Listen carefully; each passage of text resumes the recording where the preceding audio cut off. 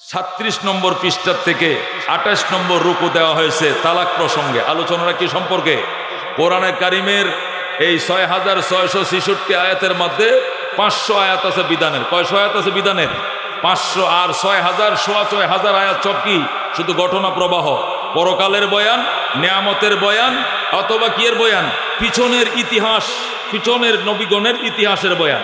হয়তো পিছনের ইতিহাস বয়ান করছে প্রায় 2000 আয়াতে, আল্লাহর নিয়ামতের বয়ান হয়েছে প্রায় 2000 আয়াতে, পরকালের বয়ান আসছে প্রায় 2000 আয়াত। 6000 আয়াত চলে গেছে শুধু ইতিহাস আলোচনা করতে করতে। মাত্র 500 550 আয়াত হলো কিসের? বিধানের। আজকে যে আয়াতে কারিমা আমাকে দেওয়া হয়েছে এটা ইতিহাসের না, এটা বিধানের। কিসের? নারীদের বিধানের। কিসের বিধানের? নারীদের বিধান সম্পর্কে, পুরুষের বিধানের নয়। তবে পুরুষরা যদি এই বিধান না জানে তাহলে নারীরা এই বিধান থেকে মাহরুম হবে, বঞ্চিত থাকবে। কতক্ষণ ঠিক কিনা? এই জন্য পুরুষদেরকে শুনতে হবে, শুনে এগুলো দিলের ভিতরে জায়গা দিতে হবে, বুঝতে হবে, জানতে হবে, মানতে হবে, মেনে সাংসারিক পরিবেশে আমার পারিবারিক জীবনে সেটিকে যথাযথ বাস্তবায়ন করতে হবে। যথাযথ বাস্তবায়ন যদি না হয়, হয়তো আমি জালেম হব অথবা আমার স্ত্রী জালেম হবে। আমি জালেম হইলে সে মাজলুম হবে, সে জালেম হইলে আমি মাজলুম হব। আমার কারণে সে ইনসাফ থেকে বঞ্চিত হবে অথবা তার কারণে আমি ইনসাফ থেকে বঞ্চিত হব। কতক্ষণ ঠিক কিনা? এই জন্য আজকের যে আয়াত আমাকে দেওয়া হয়েছে 28 নম্বর রুকু থেকে, এটা বিধানের আয়াত। এটা কোনো কেসাস বা কোনো ঘটনা, কোনো শানে নজল, কোনো ইতিহাস নয়, বিধানের আয়াত। বিধান ও নারী সংক্রান্ত। কি বিধান? আল্লাহর বিধান দুই প্রকার। কয় প্রকার? কিছু বিধান আছে দুনিয়া সম্পর্কে, কিছু বিধান আছে পরকাল সম্পর্কে। দুনিয়া সম্পর্কে যে বিধান আছে এটি আবার দুই প্রকার। কিছু বিধান পুরুষদের জন্য, আবার কিছু বিধান কিসের জন্য? নারীদের জন্য। আজকের যে আয়াত এবং যে রুকু আমাকে দেওয়া হয়েছে, এই রুকুর আলোচ্য বিষয় কার সাথে? নারীদের সাথে। কাদের সাথে? নারীদের সাথে। এই আয়াতের ব্যাখ্যা বোঝার জন্য ছোট্ট করে কিছু পূর্ব কথা বুঝতে হবে। 1 নম্বর পূর্ব কথা হলো, তালাক একটি হালাল জিনিস। কোন? তালাক একটি কি জিনিস? হালাল জিনিস। তালাক সম্পর্কে ফার্স্টে একবার তালাকের বয়ান শুরু হবে। তালাক একটি হালাল জিনিস, তবে হালালের মধ্যে নিকৃষ্টতম। হালাল জিনিস অনেক আছে, উৎকৃষ্টতম হালাল। কিছু জিনিস আছে নিকৃষ্টতম হালাল। এই তালাক হলো হালাল জিনিসের মধ্যে নিকৃষ্টতম হালাল। হযরতে আব্দুল্লাহ ইবনে ওমর রাদিয়াল্লাহু তাআলা আনহু থেকে বর্ণিত, হাদিসটা আবু দাউদ শরীফে আছে, মিশকাতেও আছে। আব্দুল্লাহ ইবনে ওমর থেকে বর্ণনা, আব্দুল্লাহ ইবনে ওমর রাদিয়াল্লাহু তাআলা আনহু قال قال رسول الله صلى الله عليه وسلم আবগাযুল হালাল ইলাল্লাহ আত-তালাক, রাওয়াহু আবু দাউদ। যেরকম সুবহানাল্লাহ। হযরত আব্দুল্লাহ ইবনে ওমর, হযরত ওমর ইবনুল খাত্তাবের ছেলে হযরত আব্দুল্লাহ ইবনে ওমর বলেন, আমি নবী আলাইহিস সালাম থেকে শুনেছি আল্লাহর হাবিব সাল্লাল্লাহু আলাইহি ওয়াসাল্লাম ইরশাদ করেন, আবগাযুল হালাল ইলাল্লাহ আত-তালাক, যে হালাল জিনিসের মধ্যে সবচেয়ে নিকৃষ্টতম হালাল হলো আল্লাহর কাছে তালাক। এটা অনিবার্য কারণে, অত্যন্ত একবারে বিপদে পড়ে, অনিবার্য কারণে বিপদে পড়ে দায় মুক্তির জন্য, বিপদ থেকে উদ্ধার হওয়ার জন্য কোনো মতে আল্লাহ হুকুম দিয়েছেন, আদেশ দিয়েছেন করা যাবে। তবে এটা বিনা কারণে করা ইমাম আবু হানিফা রাহমাতুল্লাহর নিকটে মাকরুহে তাহরিমি, অন্যান্য ইমামের নিকটে ডাইরেক্ট হারাম। যেরকম আল্লাহু আকবার। আবগাযুল হালালে, হাদিসটা মনে রাখেন, আবগাযুল হালালে ইলাল্লাহে আত-তালাক। নবী বলেছেন, আবু দাউদ শরীফের হাদিস, নিকৃষ্টতম হালাল বস্তুর মধ্যে অন্যতম নিকৃষ্টতম হালাল বস্তু হলো আল্লাহর কাছে তালাক। মানে কি? এই জিনিসটা না দিয়া, এই তালাকের পথে না হেঁটে, তালাকের দিকে না যেয়ে অন্য কোনো বিকল্প পন্থায় যদি সংসারটাকে টিকানো যায়, জোড়া দেওয়া যায়, তাহলে চেষ্টার ও করে 99% করে যেতে হবে। 99% চেষ্টা ব্যর্থ হলে, নিরুপায় হইয়া যখন আর চলে না, আমি পারছি না এই মেয়েকে নিয়ে ঘর সংসার করতে, মেয়েটাও আমাকে মেনে নিতে পারছে না, আমিও তাকে মেনে নিতে পারছি না, তখন একবার অজ্ঞতাবশত, অজ্ঞতা বলা যায় না, মানে খুব অপারগতাবশত ইসলাম তাকে কোনো মতে পারমিশন দিয়েছে। যেরকম আল্লাহু আকবার। তাহলে বোঝা গেল, প্রথম যে জিনিসটা বুঝতে হবে সেটা হলো কি, তালাক এমন একটা হালাল জিনিস যারা নিকৃষ্টতম হালাল। এটা করে মন চাইলেই তালাক দিব, মন চাইলেই বউ বদলে এলবো, এটা মন চায় জিনিস তালাক নয়। তালাকটা হলো একদম অপারগতাবশত কোনোভাবেই সংসার টিকানো যাচ্ছে না, তখন নিরুপায় হইয়া তালাকের একটা অপশন ইসলামে রাখছে। এই অপশনেও আপনি যেতে পারেন, কিন্তু এটা অত্যন্ত অমানবিক হওয়ার কারণে যাকে নিয়ে 6 মাস 9 মাস 6 বছর 12 বছর 10 বছর সংসার করলাম, যার দ্বারা হয়তো আল্লাহ ছেলে মেয়েও আল্লাহ দুনিয়াতে আমাকে দিছে, যার দ্বারা আমার বংশ পরিচয় হবে, আজকে তাকে আমার জীবন থেকে বিদায় করে দিতে হয়, বিয়োগ করে দিতে হয়। এটা অত্যন্ত বেদনাদায়ক একটা বিষয়। এই জন্য এই অমানবিক বিষয়টাকে সরাসরি হালাল করে না ইসলামে, এটাকে আবগাজে হালাল ঘোষণা করেছে, নিকৃষ্টতম কি হালাল। এই বিষয়টা আপনাকে 1 নম্বর কি রাখতে হবে, মনে রাখতে হবে। 2 নম্বর তার কারণ কি? তার কারণ আল্লাহ তাআলা কোরআন কারীমের মধ্যে সূরা এই নিসার মধ্যে আল্লাহ তাআলা ইরশাদ করেন, মিন আয়াতিহি আন খালাকা লাকুম মিন আনফুসিকুম আজওয়াজা। আল্লাহ বলেন সূরা রুমের ভিতরে 21 পারায় আল্লাহ তাআলা আপনার জীবন সঙ্গিনী স্ত্রী সম্পর্কে আল্লাহ বুঝাইতেছেন, অমিন আয়াতিহি, আল্লাহর নিদর্শনাবলীর থেকে একটি নিদর্শন হলো আন খালাকা লাকুম মিন আনফুসিকুম আজওয়াজা, আল্লাহ তোমাদের জন্য তোমাদের থেকেই স্ত্রী বানাইছেন। যেরকম আল্লাহু আকবার, তোমাদের জন্য তোমাদের থেকেই কি বানাইছেন? স্ত্রী তোমাদের বাহিরে কেউ না। স্ত্রী কোনো জিন জাতীয়, তোমরা ইনসান জাতি এমন না। তুমি যেরকম ইনসান, স্ত্রী ইনসান। এমনকি হাদিসের মধ্যে আছে, আল্লাহর হাবিব বলেন স্ত্রী হলো স্বামীর হাড় কাইটে আল্লাহ বানাইছে। যেরকম আল্লাহু আকবার। হযরতে আদম আলাইহিস সালাম হাড় কেটে যেহেতু হযরতে হাওয়াকে বানাইছে বাম পাজরের হাড় কেটে, এই জন্য আল্লাহর হাবিব বলছেন দুনিয়ার সকল স্ত্রীরাই তার স্বামীর বাম পাজরের বাঁকা হাড় কাটা। বাম পাজরের হাড়ও উপর থেকে নিচ পর্যন্ত আছে 11টা। কয়টা? কারো 10টাও থাকে, কারো 9টাও থাকে। নিম্ন মানে হাড়ের প্রেমের মধ্যে 9টা থাকে। যাদের হার্টবিট খুব ভালো, হাড়ের প্রেম যাদের বেশি মজবুত, এদের 11টা থাকে। একর উপরের যে সবচেয়ে বাঁকা যে হাড়, ওই উপরের হাড় দিয়া আপনার এই বাঁকা হাড় দিয়ে আপনার স্ত্রী বানাইছে। যেরকম আল্লাহু আকবার। এই জন্য আল্লাহ রাব্বুল আলামিন বলেন ওমিন আয়াতিহি, আল্লাহর নিদর্শনাবলীর মধ্যে একটি নিদর্শন হলো খালাকা লাকুম মিন আনফুসিকুম আজওয়াজা, আল্লাহ তাআলা তোমাদের জন্য তোমাদের থেকেই তোমাদের স্ত্রী বানাইছেন। কেন? লিতাসকুনু ইলাইহা, যেন প্রশান্তির সাথে তার কাছে তুমি যাও। ওয়াজআলা বাইনাকুম মাওয়াদ্দাতান ওয়া রাহমা, এবং আল্লাহ তোমাদের মাঝে জীবনেও পরিচয় ছিল না এই মেয়েটার সাথে এই ছেলের, কিন্তু আকদ পরানোর পরে আল্লাহ এত মায়া এত মমতা ভরে দিলেন যে সব ভুলে গেছে। এখন স্বামী স্ত্রীকে ভুলতে পারে না, স্ত্রী স্বামীকে ভুলতে পারে না। কথা কোন ঠিক কিনা? হে মুসলমান, আমার একটা বোন, আমি বোন দিয়েই বুঝাই বিষয়টা, নাহলে আমার মেয়েদেরই বুঝাই। আমার জন্ম ভালুকায়, আমার জন্ম এ আঙ্গার গাড়ায়, আমি ডাকাতি ইউনিয়নের সন্তান। আমি যদি 2 দিনের জন্য ময়মনসিংহ যাই হাসপাতালে রুগী নিয়ে, 2 দিনের জায়গায় 3 দিন হইলে আর মন ঠিকে না, পাগল হয়ে যায় বাড়িতে আসার জন্য। কতক্ষণ ঠিক কিনা? কক্সবাজারের সমুদ্র বন্দর সৈকতে গেলে 3 দিনের কথা বলে গেলে 7 দিনের জায়গায় আর কক্সবাজারের বন্দর ভালো লাগে না, কুয়াকাটার সমুদ্র বন্দর ভালো লাগে না। আর আমার বোনটা, আমার মেয়েটা চিরদিনের জন্য, এই বালুকার মেয়েটা চলে যাচ্ছে শ্যামগঞ্জ, চলে যাচ্ছে ময়মনসিংহের মুক্তাগাছায়, চলে যাচ্ছে ফুলপুরে চিরদিনের জন্য। সাময়িকভাবে পয়লা দিন একটু কানলেও দ্বিতীয় দিন স্বামী পায়া আল্লাহ তাদের ভিতরে এমন ভাতৃত্বের বন্ধনে আবদ্ধ করে দিছে, সে এখন আর বাবার বাড়িতে আসলে বেড়াইতে যাই। এখন বাবার বাড়িতে আসলে কি বলে? বেড়াইতে যায়। আর স্বামীর বাড়িতে যাওয়ার সময় কি বলে? বাড়িতে যাই। তখন স্বামীর বাড়ি হয়ে গেছে, আর বাবার বাড়ি কি হয়ে গেছে? বেড়ানোর ইষ্টির বাড়ি হয়ে গেছে। ও মুসলমান, আল্লাহ তাআলা কি মায়া কি তৈরি করে দিয়েছে! আল্লাহু আকবার। এই জন্য প্রবাদে বলে, দেশে শাস্ত্রীয় কথায় বলে, নারীর বড় কষ্ট কাজ, পরকে আপন করতে হয়, নিজ হাতে গড়ে তুলে পরকে সঁপে দিতে হয়। কথা কোন ঠিক কিনা? নারীর বড় কষ্ট কাজ, পরকে আপন করতে হয়। একটা ছেলে বাবার বিডে জন্ম নিলে আজীবন বাবার বিডেই থাকবে। বাপরে কবর দিয়ে ফুসকুনির ভারে বাবার বিছানায় সে শোয়া শুরু করছে, বাবার ঘরে সে থাকা শুরু করছে, বাবার গাছের ফল সে খায়, বাবার ফুসকুনিতে সে গোসল করে, বাবার জমি সে শ্বাস করে, বাবার বিডা ছেড়ে যেতে হয় না কোথায়। কিন্তু মেয়ে কুলে জন্ম নেওয়ার সাথে সাথেই মেয়েটাও ভাবতে থাকে, আর কয়দিন আসি বাবার ঘরে, আমাকে তো একদিক সেদিক যেতেই হবে, আমাকে বাবায় বিদায় করবেই, আমাকে এই বাড়ির মায়া ছেড়ে চলেই যেতে হবে।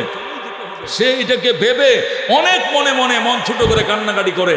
কিন্তু যেদিক একটা অপরিচিত ছেলের সাথে তার পরিচয় হয়, আর যখন কালমাটা পরায় দেয়, আর দোয়া করে বারাকাল্লাহু লাকা ও বারাকা আলাইকুমা ও জামা বাইনাকুমা ফিল খাইর।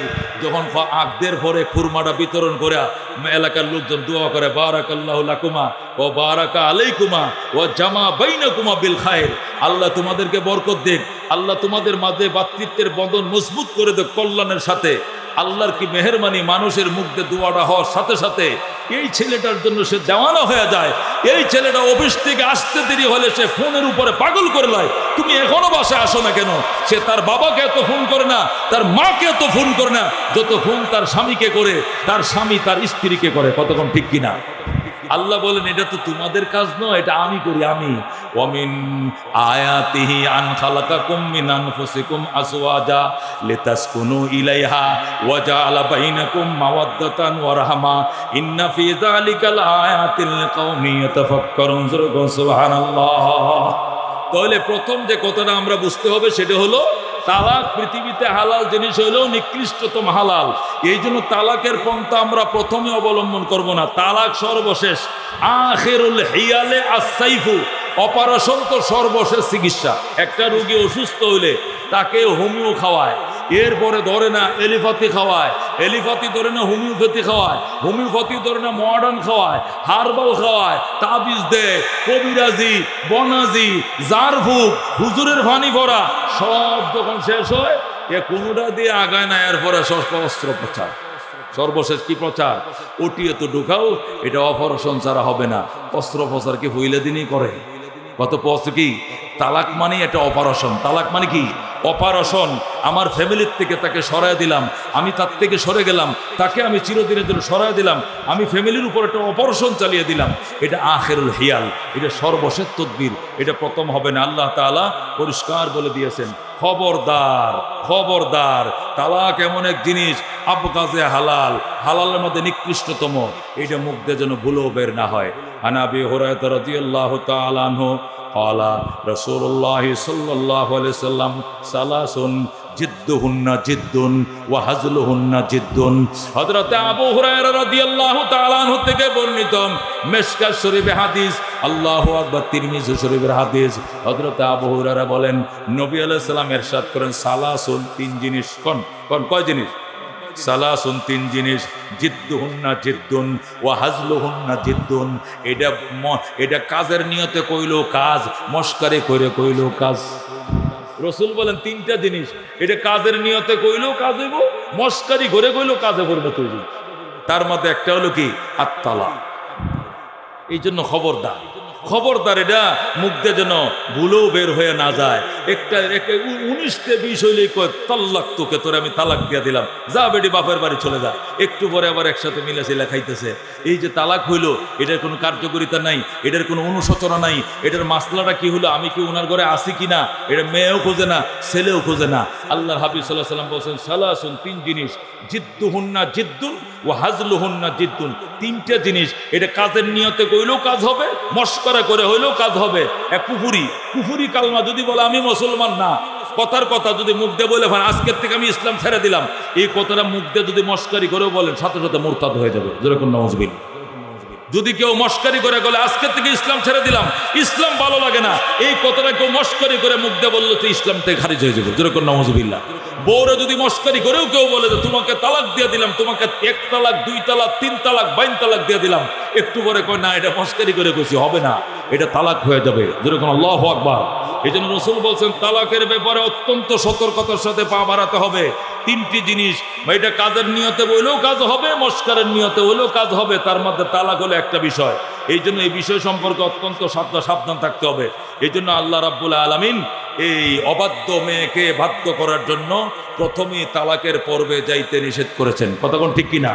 যেহেতু আবগাজে হালাল, হালাল জিনিসের মধ্যে সবচেয়ে নিকৃষ্টতম, এই জন্য প্রথমে এইদিকে যাওয়া যাবে না, তাহলে সংসারে মিলাট হয় না। হুজুর থেকে তাবিজ পরা আনলাম, ফানি পরা খাওয়াইলাম, বুঝাইলাম, এরপরে কাজ হয় না, তো কর্ম কি? মিল হয় না। তুমি কাজ করো। ক্বালা আল্লাহু তাবারাকা ওয়া তাআলা ওয়াল্লাতী তাখাফুনা নুশুজাহুন্না ফাইজুহুন্না ওয়াহজুরুহুন্না ফিল মাজাজি ওয়াজরিবুহুন্না ফাইন আতানাকুম ফালা তাবগুন্না আলাইহা আলাইহিন্না সাবিলা। সূরা নিসা। আল্লাহু আকবার।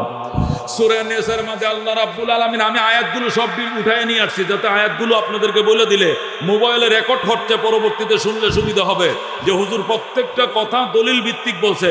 এই জন্য আয়াতটা আমি নোট করে নিয়ে আসছি। সূরা নিসার আয়াত আল্লাহ বলেন, ওয়াল্লাতী তাখাফুনা নুশুজাহুন্না, যে সমস্ত মেয়েদের সাথে তোমাদের মিলমিলাট হচ্ছে না, যে সমস্ত স্ত্রীদের সাথে স্বামীদের বনাবনি হচ্ছে না। এটার অর্থ হলো কি? ওয়াল্লাতী তাখাফুনা নুশুজাহুন্না, যে সমস্ত নারীদের সাথে বনাবনি হচ্ছে না, শুধু ঝগড়া আর অমিল আর গলমিল লেগেই রয়েছে, এদের জন্য তিনটা অবস্থা তুমি অবলম্বন করবা। কয়টা অবস্থা? কয়টা ব্যবস্থা নিবা? তিনটা ব্যবস্থা নিবা। এক নম্বর, ফাইজুহুন্না, প্রথম কাজ হলো তাদেরকে উপদেশ দিবা। প্রথম কাজ হলো কি দিবা? শোনো, তুমি আমার ভাগ্যে ছিলা, আমিও তোমার ভাগ্যে ছিলাম।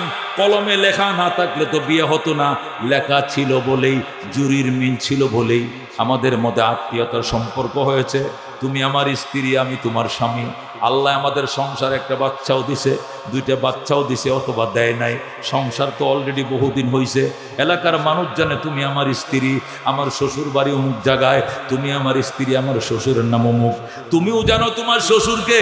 আমার আব্বা এ সমাজের একজন মান্যবর ব্যক্তি। আজকে তোমার সাথে যদি আমার সংসার ডিসকাট হয়ে যায়, এ লজ্জায় মুখ আমি যেমনে দেখাইতে পারবো না, তুমিও দেখাইতে পারবে না, তোমার বাপ দাদাও দেখাইতে পারবে না। এই জন্য খবরদার, তুমি এমন কোনো আচরণ আমাকে করিও না যে আচরণে আমি সিদ্ধান্ত নিতে বাধ্য হই সংসারকে ডিসকার্ড করার জন্য। এইভাবে আগে উপদেশ দিতে হবে। শোনম, স্বামীর পায়ের নিচে স্ত্রীর জান্নাত। আল্লাহ নবী বলছেন, যদি আল্লাহ নবী বলছেন হাদিসে, আল্লাহ ছাড়া অন্য কাউকে যদি সজদা করার বিধান থাকতো, তাহলে আমি বলতাম স্ত্রীদেরকে ডেলি সকালে উঠিয়া তোমার স্বামীরে কি করো? সজদা করো। কিন্তু আল্লাহ ছাড়া যেহেতু অন্য কাউকে সজদা করা যায় না, এই জন্য নবী তোমাকে সজদা করতে বলে নাই আমার জন্য, মানে আমি স্বামীকে সজদা করতে বলে নাই। তো সজদার পরের যে সম্মানটা, এটা কিন্তু আমার জন্য সব সময় আছে। তুমি আমার কথা ছাড়া বাবার বাড়িতে যেতে পারবা না, আমার কথা ছাড়া বোরকা না পরে বাজারেও যেতে পারবা না, আমার অনুমতি ছাড়া পরপুরুষের সাথে দেখাও দিতে পারবা না, কথাও বলতে পারবা না। তুমি আমার কথা মানো। এটার মধ্যে কল্যাণ, স্বামীর পায়ের নিচে স্ত্রীর জান্নাত।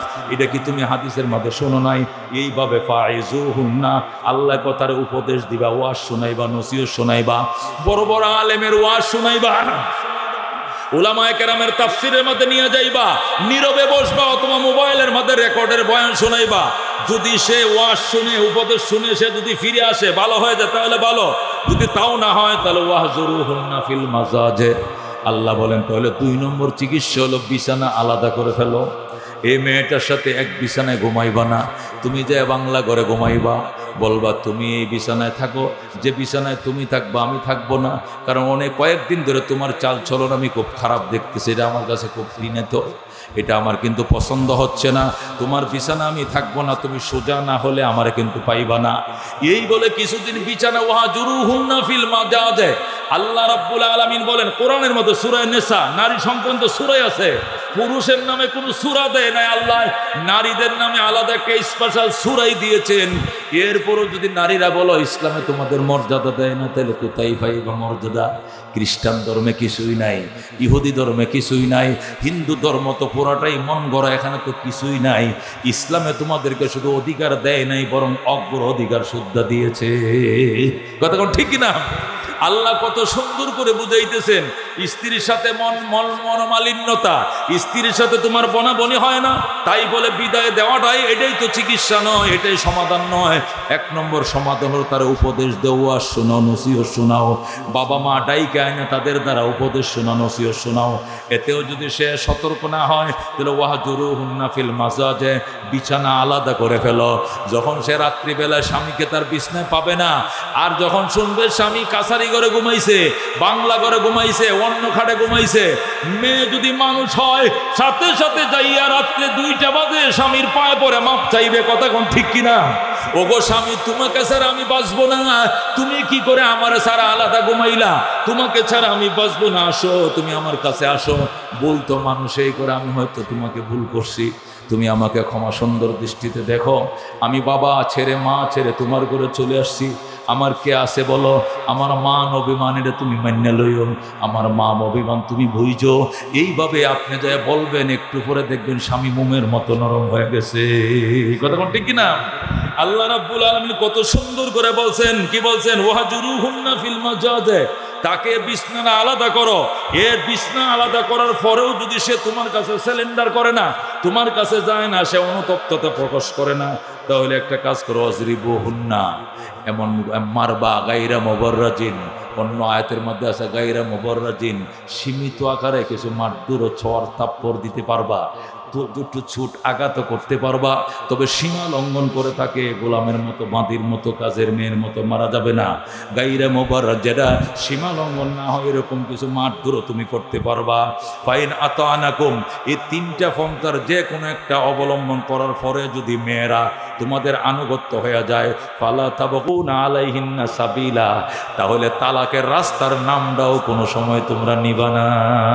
যেরকম আল্লাহু আকবার, তালাকের নামটা মুখে উচ্চারণ করিও না। ফালা তাবগু, আল্লাহ পরিষ্কার বলতে, কি বলতেছেন? ফালা তাবগু আলাইহিন্না সাবিলা, এই মেয়েদেরকে শুধরানোর জন্য তালাকের কোনো পথ, বিকল্প কোনো পথ খোঁজার দরকার নাই।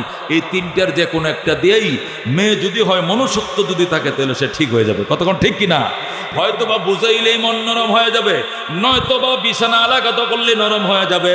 এরপরও যদি নরম না হয়, হালকা পাতলা কিছু শাসন করলে, দু একটা শর্ট তাপ্পর দিলে দেখবে একদম নরম হয়ে যাবে, কান্নাকাটি করা শুরু করবে, তখন জড়ায় ধরবা। আর এমনটা করিও না, তোমার ভুল হতে পারে, আমারও ভুল হতে পারে, তুমি আমার জীবন সঙ্গিনী, আমার পায়ের নিচে তোমার জান্নাত, কেন তুমি এগুলো করো? আসো আমরা মিলে যাই, দেখবেন দুইজন মিলে যাবেন, একদম শুদ্ধ হয়ে যাবে, ভালো হয়ে যাবে। কথা কোন ঠিক কিনা? আল্লাহ তালাকের নাম নেওয়ারও প্রয়োজন হবে না। কথা কোন ঠিক কিনা? এটা হলো কোরআনের কথা, আমি শোনাইলাম। আরেকটা আমার অভিজ্ঞতার কথা বলে, সেটা হলো আমি ওই লাইনে একটু পারদর্শী, ওইটার উপর আমার পিএইচডি করার কোনটার উপর জানেন? সেটা হলো জিনের যদি আসর থাকে মেয়েদের, যে সমস্ত মেয়েদের জিন্নাতের আসর আছে, দৃষ্টি আছে, ওই সমস্ত মেয়েরা মানে মানে বুঝো না, সুনের থেকে ফুটা, যদি সুনের ফুটা বেশ কম হয়ে যায়, হঠাৎ করে অগ্নি শর্মা হয়ে যাবে, ছোট বিষয়কে অনেক বড় করে একটা দরহাম বরহাম লাগায় দিবে। আসলে এর জন্য মেয়ে দায়ী না, ওই যে উফরি একটা আছে তার শরীরে, ওইটাই এমন হিট আপ করবে, এমন কথা তাকে বলে বসবে, আপনাকে বলে বসবে, আপনি বাধ্য হয়ে তারা তালাক দিয়ে দিবে। এই বেটা তোর গোর করতাম না, আমার এখন বিদায় করে দে, আমার এখন বিদায় করে দে, কি করবে তোর কথা আমি মানতাম না। একটু পরে যখন রাগ থামবে, আর যদি জিজ্ঞাসা করেন তুমি এতগুলো কথা আমারে বললা, আমি কি তোমার হাজবেন্ড লাগি না? সে বলবে আমি তো বলি নাই।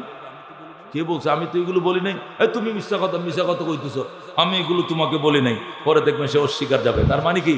আসলেই সে বলে নাই। ওই উফরি জিন, এই যেখানে তর্ক শুরু হয়, ওরা ওখানে মাঝখানে এসে ঘি ডালে। এখানে আর কি ডালে? এখানে লাকড়ি ডালে, ঘি ডালে। এটা জিনদের স্বভাব। কোনো মেয়েদের যদি কি থাকে, দৃষ্টির সমস্যা থাকে, মাঝে মধ্যে হুজুর ফকির কবিরে জান্নাত তেল ফরা ইত্যাদি দিয়ে ঠিকঠাক করা লাগে না, অজ্ঞান হয়ে যায়, হাসতে থাকে, কাঁদতে থাকে, অথবা অজ্ঞান হয়ে যায়, এগুলো তো আপনারা বুঝবেন। এই মেয়েটার দৃষ্টি থাকে, এই মেয়েটার সাথে জীবনযাপন করতে হবে অনেক সতর্কতার সাথে। কারণ ওই জিনটা, ওই পরিটা 24 ঘন্টা চাইবে সংসারটাকে ভাঙ্গার জন্য। ছোট একটা জিনিসকে বড় বানায়া এমন ঝগড়া তৈরি করবে, ওই সময় যদি আপনি মাথা ঠান্ডা না করেন, 2 দিনে এই সংসার টিকাতে পারবেন না। এটা অটোমেটিক ডিফিউজ হয়ে যাবে। এই জন্য খবরদার, বিশেষ করে বেশি সুন্দরী রূপসী মেয়েদের পিছনে একটু জিন পরির আসর দৃষ্টি থাকে, এদেরকে টেক কেয়ার করে চালাইতে হবে খুব সাবধানে। হ্যাঁ, খোদার কসম খায়া বললো হানেস হব না। আমার জীবনের বহু অভিজ্ঞতা আমি দেখেছি যে সংসারটা ভেঙে গিয়েছে, আমাকে ডেকে নিয়েছে, আমি খালি ফানি ফরা দিছি মাত্র। আমি তো ফানি ফরা দিলে আইসে পড়বে, এ কোত্থেকে আসছে? শ্রীলঙ্কার থেকে আইসি। সে এই সংসারটা ভেঙে শ্রীলঙ্কা চলে গেছে। আমি শ্রীলঙ্কার থেকে 1 মিনিটে নিয়েছি তাকে, আমার সামনে বসে সরাসরি কথা বলছে, তুই কি করছস? আমি সংসার ভাঙাইছি। কেন ভাঙাইলে? কয় এই একে বিয়ে করলো কেন? আমি এর বিয়ের আগে ওর পিছনে লেগে রয়েছি, পরে ওকে বিয়ে করলো কেন, এই জন্য আমি লেগেই ছিলাম। এর 5টা সন্তান নষ্ট করছি। খালি কি নষ্ট করে? খালি কি গর্ব নষ্ট করে, গর্ব নষ্ট। যে সমস্ত মেয়েদের দৃষ্টি থাকবে, গর্ব ঠিকাইতে পারবেন না। ভালো আলেম, বিজ্ঞ আলেমদের শরীরে বন্ধ করাইতে হবে, না তোবা প্রেগনেন্ট নষ্ট হয়ে যাবে। বুঝলেন? প্রেগনেন্ট হবে মেয়েরা, আর খালি ডিএনসি করতে হবে, ডাক্তারের কাছে ডিএনসি করতে হবে। যতই তাবিজ ইয়া করেন, ডাক্তার দেখান না, কাজ হবে না। বিজ্ঞ আলেম দিয়া শরীর বন্ধ রাখতে হবে, নতুবা সংসার টিকানো যাবে না। বিশেষ করে দৃষ্টি যে সমস্ত মেয়েদের থাকবে ওই সমস্ত মেয়েদেরকে খুব সতর্কতার সাথে কদম বাড়াতে হবে, সামনের দিকে এগোতে হবে, নতুবা ওই উপরিটা ওই জিনটা এসে এমন ঝগড়া লাগাবে। এখন যদি আপনারা বলেন ওই যে উপরি টুপরি তো আমরা মানি না, আপনি না মানলে আপনি মুসলমানই না। আল্লাহ তাআলা জিন এবং ইনসান নামে দুইটা জাতেই বানাইছে এবং এটা কোরআনের মধ্যে আছে, ওমা খালাকতুল জিন্না ওয়াল ইনসা ইল্লা লিয়াবুদুন। ইনসানের আগে জিনের নাম কইছে আমার আল্লাহ। জিন টিন এটা আমরা মানি না। আর তুমি ইনসান তো মানো, কয় মানি, তুমি ইনসানের আগে জিনের নাম লইছে আল্লাহ। ওমা খালাকতুল জিন্না ওয়াল ইনসা ইল্লা লিয়াবুদুন। জিন এবং ইনসানকে শুধুমাত্র আমার ইবাদতের জন্যই বানাইছি। ইনসান তুমি মানুষের নাম লইছে খোদায়, পরে আগে জিনের নাম লইছে। আর এখন আমি জিন মানি না।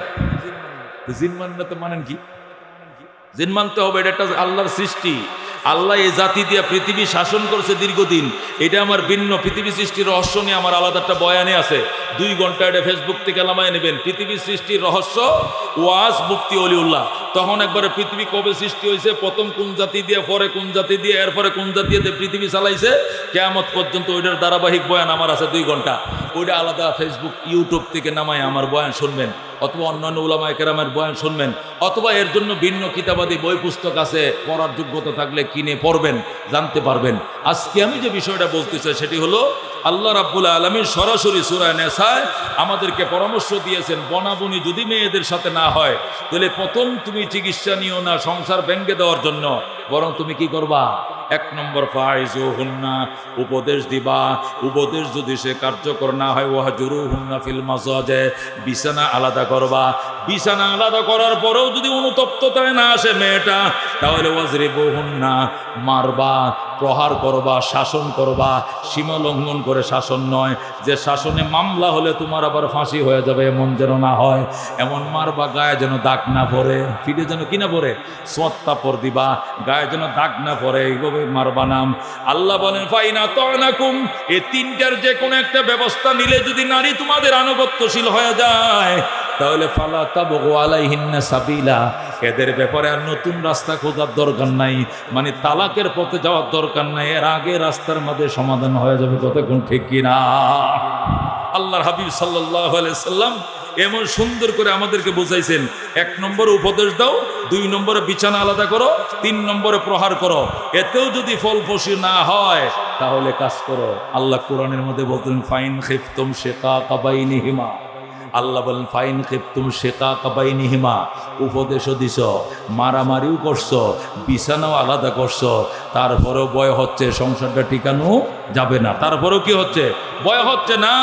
উপদেশ দিয়েও দেখছি, ওয়াজ শুনেও দেখছি, হুজুরকে দিয়ে উপদেশ করেও দেখছি, মারধর করেও দেখছি, বিছানা আলাদা করেও দেখছি, তারপরেও মনে হচ্ছে এই মেয়েটা নিয়ে সংসার করা যাবে না। আল্লাহ তখনও আপনাকে তালাকের পারমিশন দিচ্ছেন না, বরং বলতেছেন, কি বলতেছেন? ওয়াইন খিফতুম শিকাকা বাইনিহিমা, আল্লাহর কোরআনের আয়াত, যেরকম আল্লাহু আকবার। আল্লাহ বলেন ওয়াইন খিফতুম শিকাকা বাইনিহিমা, যদি তোমাদের ভয় হয়, শিকাকা বাইনিহিমা, স্বামী স্ত্রীর ভিতরে শুধু দ্বন্দ্ব আর বিদ্বন্দ্ব লেগেই রয়েছে, তাহলে কাজ করো, ফাবাসু হাকামাম মিন আহলিহি ওয়া হাকামাম মিন আহলিহা, স্বামীর পক্ষ থেকে একজন বিচারক নিয়োগ করো, স্ত্রীর পক্ষ থেকে একজন বিচারক নিয়োগ করো। বুঝেন না? ছেলের বাড়ির পক্ষ থেকে একজন থাকবে, ছেলের বাপ, এদিক দিয়ে মেয়ের বাপ, অথবা ওই দিক দিয়ে ছেলের কি জেডা, বড় জেডা, এদিক দিয়ে মেয়ের ছোট চাচা, মেয়ের চাচা না তাহলে মেয়ের মামা, আর ছেলের কি বাবা নাহলে চাচা। 2 পক্ষের 2 জন হাকিম, বিচারক, ইনসাফগার বিচারক তোমরা 2 পক্ষ থেকে কায়েম করবা। করার পরে মেয়ে আইয়ুরিদা ইসলাহান, যদি তারা 2 জনে মিলে ইচ্ছা করে যে মীমাংসা করে দিবে, আপোষের মধ্যে জোর মিল তৈরি করে দিবে, এই নিয়ত করে যদি 2 পক্ষের 2 জন উকিল, 2 পক্ষের 2 জন বিচারক একসাথে বৈশা মেয়ে ছেলের সাথে কথা বলে যদি তারা ইচ্ছা করে যে 2 জনের মধ্যে তৌফিক করে দিবে, মিলিয়ে দিবে, ওয়ায়ুফিকুল্লাহু বাইনাহুমা, আল্লাহ তাআলা তাদের চেষ্টার উপরে আল্লাহ সহায়তা করবেন, আল্লাহ সংসারটাকে জোর মিল বানায় দিবে। যেরকম সুবহানাল্লাহ। আল্লাহ কয় স্বামী স্ত্রীর মধ্যে উপদেশ দেওয়া কাম হচ্ছে না, বিছানা আলাদা করার পরে কাজ হচ্ছে না, মারধর করছো তারপরে কাজ হচ্ছে না, এখন বাস 1 2 3 চলে যাও বাপের বাড়ি, এটা বলা যাবে না। এখনো তালাক দেওয়ার সময় হয় নাই। এখন কি করতে হবে? এতদিন তো নিজে নিজেই চেষ্টা করছো, উপদেশ নিজেই দিছ, বিছানা নিজেই আলাদা করছো, এরপরে মারছো নিজেই, কেউ জানে না। এখন বাপের বাড়িতে খবর দিবা, শ্বশুর আব্বা বাড়িতে আছেন? আসি, আমি খুব ব্যস্ত, একটু আসতে পারবেন না? তাহলে ছোট কাকার একটু পাঠাইবেন, কি লিগে? একটু দরকার ছিল। আচ্ছা, ছোট মেয়েরা পাঠাইতেছি, ছোট চাচারে খবর দেওয়া আছে। আইনে নিজের বাপারে না বইলা নিজের চাচাকে বলছে, দুইজনে মিললে দেখেন তো লাভলির সাথে আমার কেন এত অবনাবনী হচ্ছে। এই মেয়েটাকে কত চেষ্টাতে করতেছি, তারপরে উল্টা খাটে, এর কি অন্য কোনো সম্পর্ক আছে? সেই ঘরে যাইতে চায় নাকি আমার সাথে সে সংসার করবে? আপনার একটু নীরবে আলাদাটাই কি, আপনি চাচা লাগেন, আপনি মামা লাগেন, দুইজন বসন্ত দেখি, দুইজনকে দিবেন। আল্লাহু আকবার। আল্লাহ বলেন ইউরিদা ইসলাহান, যদি এরা দুইজনে মিলে মীমাংসার ইচ্ছা থাকে, সংসার ভাঙ্গার ইচ্ছা যদি না থাকে, দুইজনে মিলে যদি চায় সংসারকে জোড়া লাগায় দিতে, ইউফিকুল্লাহু বাইনাহুমা, আল্লাহকে আমি আল্লাহ কথা দিলাম তোদের মাঝে তৌফিক দিব, মিলে যাবে, আমি মিলাইয়া দেব। যেরকম আল্লাহু আকবার। তোদের ভিতরে জোড়া লাগানোর নিয়ত থাকলে আমিও জোড়া লাগাই দিব, আর তোরা যদি সংসার ভাঙতে আইসোস তাহলে আমিও আর কিছু বলবো না, ভাঙিয়ে ফেলা। যেরকম আল্লাহু আকবার। ইন্নাল্লাহ কানা আলিমান খাবীরা, তবে তুমি কি জোড়া লাগাইতে আইছো নাকি ভাঙতে আইছো এটা আমি বুঝি, আমি খবর রাখি। ইন্নাল্লাহ কানা আলিমান খাবীরা, নিশ্চয় আল্লাহ তাআলা অবগতশীল এবং খবরশীল, তোমার অন্তরের খবর আমি জানি। ইন্নাহু আলিমুম বিজাতিস সুদূর, তোমার মনের পরিকল্পনাও আমি আল্লাহ কিন্তু জানি। যেরকম আল্লাহু আকবার। দোস্ত, আল্লাহ রাব্বুল আলামিন এতটুকু বোঝানোর পরে বলতেছেন, ক্বালা রাসূলুল্লাহি সাল্লাল্লাহু আলাইহি ওয়াসাল্লাম, সাহাবায়ে কেরামকে আল্লাহর নবী আয়াতগুলো বুঝাইছেন। বুঝানোর পরে এবার সাহাবায়ে কেরাম হুজুর আপনি একটু বুঝান, আল্লাহ তো বুঝাইছে। এবার নবী বুঝাইতে শুরু করছে। নবী কয়, ক্বালা রাসূলুল্লাহি সাল্লাল্লাহু আলাইহি ওয়াসাল্লাম ইস্তাউসু বিন-নিসায়ে খায়রা, নবী কয় আমার থেকে নারীদের ব্যাপারে কল্যাণের উপদেশ নাও। আমি আল্লাহ থেকে তো কল্যাণের উপদেশ নিছো, আমি গুনাহগার নবীর থেকে কল্যাণের উপদেশ নাও। যেরকম আল্লাহু আকবার। আমি নবীর থেকেও ইস্তাউসু বিন-নিসায়ে খায়রা, নবী কয় ওসিয়ত গ্রহণ করো নারীদের ব্যাপারে, আমি আল্লাহর পক্ষ, আমি নবীর পক্ষ থেকে, আল্লাহ নবী কয় আমার পক্ষ থেকে উপদেশ গ্রহণ করো। কেন? ফাইন্নাহুন্না খুলিকনা মিন জিলাইন, মনে রাখো নবী কয় শোনো, এদেরকে কিন্তু বাঁকা হাড্ডি দিয়ে আল্লাহ বানাইছে। ফাইন্নাহুন্না খুলিকনা মিন জিলাইন, আল্লাহ এদেরকে বানিয়েছেন, এদেরকে বানানো হয়েছে বাঁকা হাড় দিয়া। কি হাড় দিয়া? বাঁকা হাড় দিয়া। নবী বলেন ওয়াইন্নাহু আওয়াদু শাইইন ফিজ জিলাই আলাহু, তো সবটি হাড়ের মধ্যে উপরের হাড়টা সবচেয়ে বাঁকা বেশি। এটা এই দিক দিয়ে গিয়ে বগলের নিচ দিয়ে ঢুকছে, এই মাঝখানের গুলো এত বাঁকা নয়, কিন্তু বগলের নিচ দিয়ে উপরের যে হাড়টা এটা বাঁকা বেশি। রসুল কয় ওয়াইন্নাহু আওয়াদু শাইইন ফিজ জিলাই আলাহু, হাড়গুলোর মধ্যে, ছাতির হাড়গুলোর মধ্যে সবচেয়ে বাঁকা হাড় উপরেরটা। আর এই উপরে হাড় দিয়ে আল্লাহ তোমার সঙ্গী সাথী স্ত্রীকে বানাইছে। ফাইন জাহাবতা তুকিমা, তুমি যদি চাও এই বাঁকা হাড্ডিকে সোজা করতে, কাসারতা, হাড্ডি ভাঙ্গে যাবে, কিন্তু এই হাড্ডিকেও মানে কোনোদিন সোজা হবে না। যেরকম আল্লাহু আকবার। ওয়াইন তারাকতাহু লাম ইয়াজাল আওয়াজা, আর যদি ছেড়ে দাও তাহলে বাঁকা বাঁকাই থাকবে। সোজা করতে গেলে ভেঙ্গে যাবে, তবু সোজা হবে না, আর ছেড়ে দিলে তো বাঁকাই থাকবে। এই জন্য ফাস্তাউসু বিন-নিসা, নারীদের ব্যাপারে আমি রসুল থেকে ওসিয়ত গ্রহণ করো। এদের সাথে গরম মাথায় সিদ্ধান্ত নেওয়া যাবে না, নরম মাথায় সিদ্ধান্ত নিতে হবে। যেরকম সুবহানাল্লাহ। আল্লাহর হাবিব সাল্লাল্লাহু আলাইহি সাল্লামের এই হাদিসটা, এই হাদিস শরীফ যেটা নবী বলছেন, নারীদেরকে আল্লাহ বাম পাজরের উপরের বাম পাজরের উপরের সবচেয়ে বাঁকা হাড্ডি দিয়ে বানাইছে। আর ওই হাড্ডি যদি তুমি সোজা করতে যাও তাহলে ভেঙে যাবে, তারপরে সোজা হবে না। আর সোজা যদি করতে না যাও তাহলে তো বাঁকাই থাকবে। তো সর্বশেষ তুমি বাঁকাই থাকতে দাও, মানে তার মান অভিমান তোমাকে বুঝতে হবে। তোমার মান আছে যেভাবে, তারা তো মান আছে, অভিমান আছে, এটা তোমাকে বুঝতে হবে। মেয়েদের মান অভিমান আছে, মেয়েরা শখ আছে, শৌখিনতা আছে, একটু ঘুরতে মন চাইলে নিয়ে যাইতে হবে, কিছু জিনিস খাইতে মন চাইলে কিনে নিতে হবে। আমার ওয়াইফে বলছে টাঙ্গাইল যাবেন, তাহলে দই আইনেন। আমি দই কিনে সুন্দর মতো গাড়িতে থুয়ে দিছি, সুন্দর মতো থুয়ে দিছি, কারণ এই বেচারি তো সারা বছরে একলাই ঘুমায়, আমি পাগল তো আসি না, এরিয়া ঘুরতেছি সারা বাংলাদেশে, কত ঠিকই না। এইটুকু যদি না মানি, তাদেরও তো একটা স্বাদ আল্লাহ আছে মনের মধ্যে, কত ঠিকই না। সুন্দর করে বলতে দেরি, একটু ঘি আনেন, হরে ঘিও কিনছি 1400 টাকা কেজি, ঘি 500 টাকা কেজি, 1400 টাকা কেজি। তো ঘি কিনছি, কিতা কিনছি, ওই দই কিনছি। টাঙ্গাইলের দই বলি মজা। গতকালকে আমি ছিলাম এতে নলিন বাজারে, আর ওইদিকে ওইটারে বলে একবারে জামালপুরের শস্যবাড়ির সীমানায় পিকনা বলে, পিকনা একটা এলাকা নলিন বাজার থেকে আরো ওইদিকে পিকনা বলে, ওখানে আল ফুরকান ফাউন্ডেশনের তাফসির ছিল গতকালকে, বিরাট একটা তাফসির ছিল, প্রায় 2.5 ঘন্টা তাফসির করছি। সেখান থেকে আসার টাইমে নলিন বাজারের দই খুব মজা, তো দই আনলাম সেখান থেকে। যা বলছে মহতরাম হাজিরিন, এগুলো বুঝতে হয়, এগুলো মানতে হয়। মান অভিমান আপনাদের ওয়াইফদের আছে, আমাদেরও তো আছে, কতক্ষণ ঠিক কিনা? আপনাদেরগুলো কার্য ঝগড়া করে, আমাদেরগুলো তো করতে পারে, তা আমরাগুলোকে কিভাবে আমরা মানায় লই? আপনাদেরগুলো খালি ডিপোজ হয়ে যায়, তার কারণটা কি? কারণটা কি ডিপোজ হবে কেন? এদের মান অভিমান আপনাকে অবশ্যই বুঝতে হবে। সে বাবা ছেড়ে, মা ছেড়ে, ভাই ছেড়ে আপনার বাড়িতে চলে আসে, চাওয়াও আপনার কাছে, পাওয়াও আপনার কাছে, আদর করলেও আপনি, মারলেও আপনি, কেউ মনের জিনিস আইনা দিলে আপনি, না দিলেও আপনি, সাদা শাড়ি পরাইলেও আপনি, আর বেনারসি শাড়ি পরাইলেও আপনি, গহনা কিনে দিলে আপনি, খালি গায়ে রাখলে আপনি। তার বাবা তো আর তাকে আর এনে দিবে না। যেদিন থেকে উঠিয়ে দিয়েছে, সপে দিয়েছে, এদিন থেকে এর আয় ব্যয়, নামাজ, রোজা, হক, হালালি সব কিছুর জবাব আপনাকে দিতে হবে। এই মেয়েটা আপনার ঘরে আসার পরে যদি এক ওয়াক্ত নামাজ কাজা করে, তাহলে এর জন্য আপনাকে কাঠগড়া দাঁড়াতে হবে। তোমার স্ত্রী তোমার ঘরে এসে এক ওয়াক্ত নামাজ পড়লো না কেন, এটার জবাব আপনাকে দিতে হবে। বিয়ের আগ পর্যন্ত তার বাবাই দিবে, কিন্তু মেয়েটাকে উঠে দেওয়ার পরে বাবার জিম্মাদারি থাকলো না, এখন জিম্মাদারি কার আসবে? স্বামীর কাঁধে চলে আসবে। এই মেয়েটা পর্দা করলো না কেন, দৈয়ুসী জীবনযাপন করছে কেন, এই জন্য স্বামীকে জবাব দিতে হবে আল্লাহর কাঠগড়ার মধ্যে। এই জন্য খবরদার, আল্লাহর হাবিব বলেছেন, আলা কুল্লুকুম রাইন ওয়া কুল্লুকুম মাসউলুন আন রাইয়াতি, তোমাদের প্রত্যেকটা মানুষ দায়িত্বশীল, প্রত্যেক দায়িত্বশীলকে তার দায়িত্ব সম্পর্কে জিজ্ঞাসা করা হবে। সুতরাং স্বামীও তার স্ত্রীর জন্য দায়িত্বশীল, তার স্ত্রীর নামাজ, রোজা, পর্দা, হক, হালালের ব্যাপারে তার স্ত্রীকে জবাব দিতে হবে, কথা কোন ঠিক কিনা? তোমার স্ত্রী পেট পিঠ দেখাইয়া বেনারসি পরে কাপড়ে মাথায় কাপড় না দেয়া বালুকা বাজারে ঈদ মার্কেটিং করে, সখীপুর দিয়ে ঈদের মার্কেটিং করে, তোমার স্ত্রীর দিকে তাকাইয়া কত মানুষ চোখের পানি ছাড়ছে, জিব্বার পানি ছাড়ছে। মাশাআল্লাহ, ভাবি সব তো মাশাআল্লাহ, দেখতে উনতে এইরকম গো, কার জানি বউডা।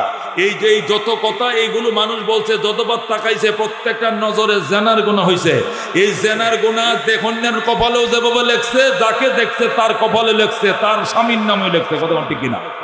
প্রত্যেকটা মেয়ের নামে জেনার গুনাহ, দেখনের নামে জেনার গুনাহ, এবং কামনা বাসন্য করার নামে জেনার গুনাহ। তার স্বামী যে পর্দা ছাড়া তাকে ছেড়ে দিল, এই জন্য তার উপরে জেনার গুনাহ। খবরদার, এই ঢিলামিশি করা যাবে না।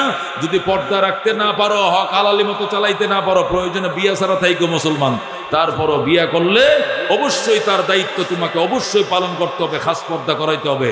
পরপুরুষের সাথে দেখা করানো যাবে না, দেবর বাসুর এবং যাদের সাথে দেখা করা না জায়েজ, তাদের থেকে অবশ্যই পর্দা করতে হবে। নামাজ যেরকম ফরজ, হজ যেরকম ফরজ, যাকাত যেরকম ফরজ, মেয়েদের জন্য পর্দা করা ফরজ, কতক্ষণ ঠিক কিনা? এই জন্য আল্লাহর হাবিব সাল্লাল্লাহু আলাইহি ওয়াসাল্লাম বলেছেন, শোনো, তুমি যে প্রথমেই শাসন করতে হাত উঠায় দিবে, এটা হবে না। প্রথম উপদেশ দিবে, এরপরে বিছানা আলাদা করবে, এরপরে শাসন করবে। শাসনটা আবার যেন বিগড়ে না যায়, কারণ পাকা হাড্ডিতে বানানো হয়েছে, বিগড়ে গেলে আরো সর্বনাশ, হাড় ভেঙ্গে যাবে, তারপরও সোজা হবে না। রেখে দিলে বাঁকাই থাকবে, ভাঙতে গেলে ভেঙ্গে যাবে। সুতরাং ভাঙ্গা যাবে না, রেখে দিতে হবে। তবে তাকে তার স্বাদ আল্লাহদের মাধ্যমে তারে বুঝাইতে হবে। আল্লাহর হাবিব সাল্লাল্লাহু আলাইহি ওয়াসাল্লামের এই হাদিসের আলোকে উলামায়ে কেরাম লেখেন, নারীদেরকে দুর্বল হাড় দিয়ে বানানো হয়েছে। পুরুষের তুলনায় নারীদের হাড় দুর্বল, পুরুষের তুলনায় নারীদের জ্ঞান দুর্বল, পুরুষের তুলনায় নারীদের মেধা দুর্বল। এই জন্য আল্লাহ রাব্বুল আলামিন নারীদের হাতে তালাকের দায়িত্ব দেয় নাই, তালাকের দায়িত্ব দিছে পুরুষের হাতে, কতক্ষণ ঠিক কিনা?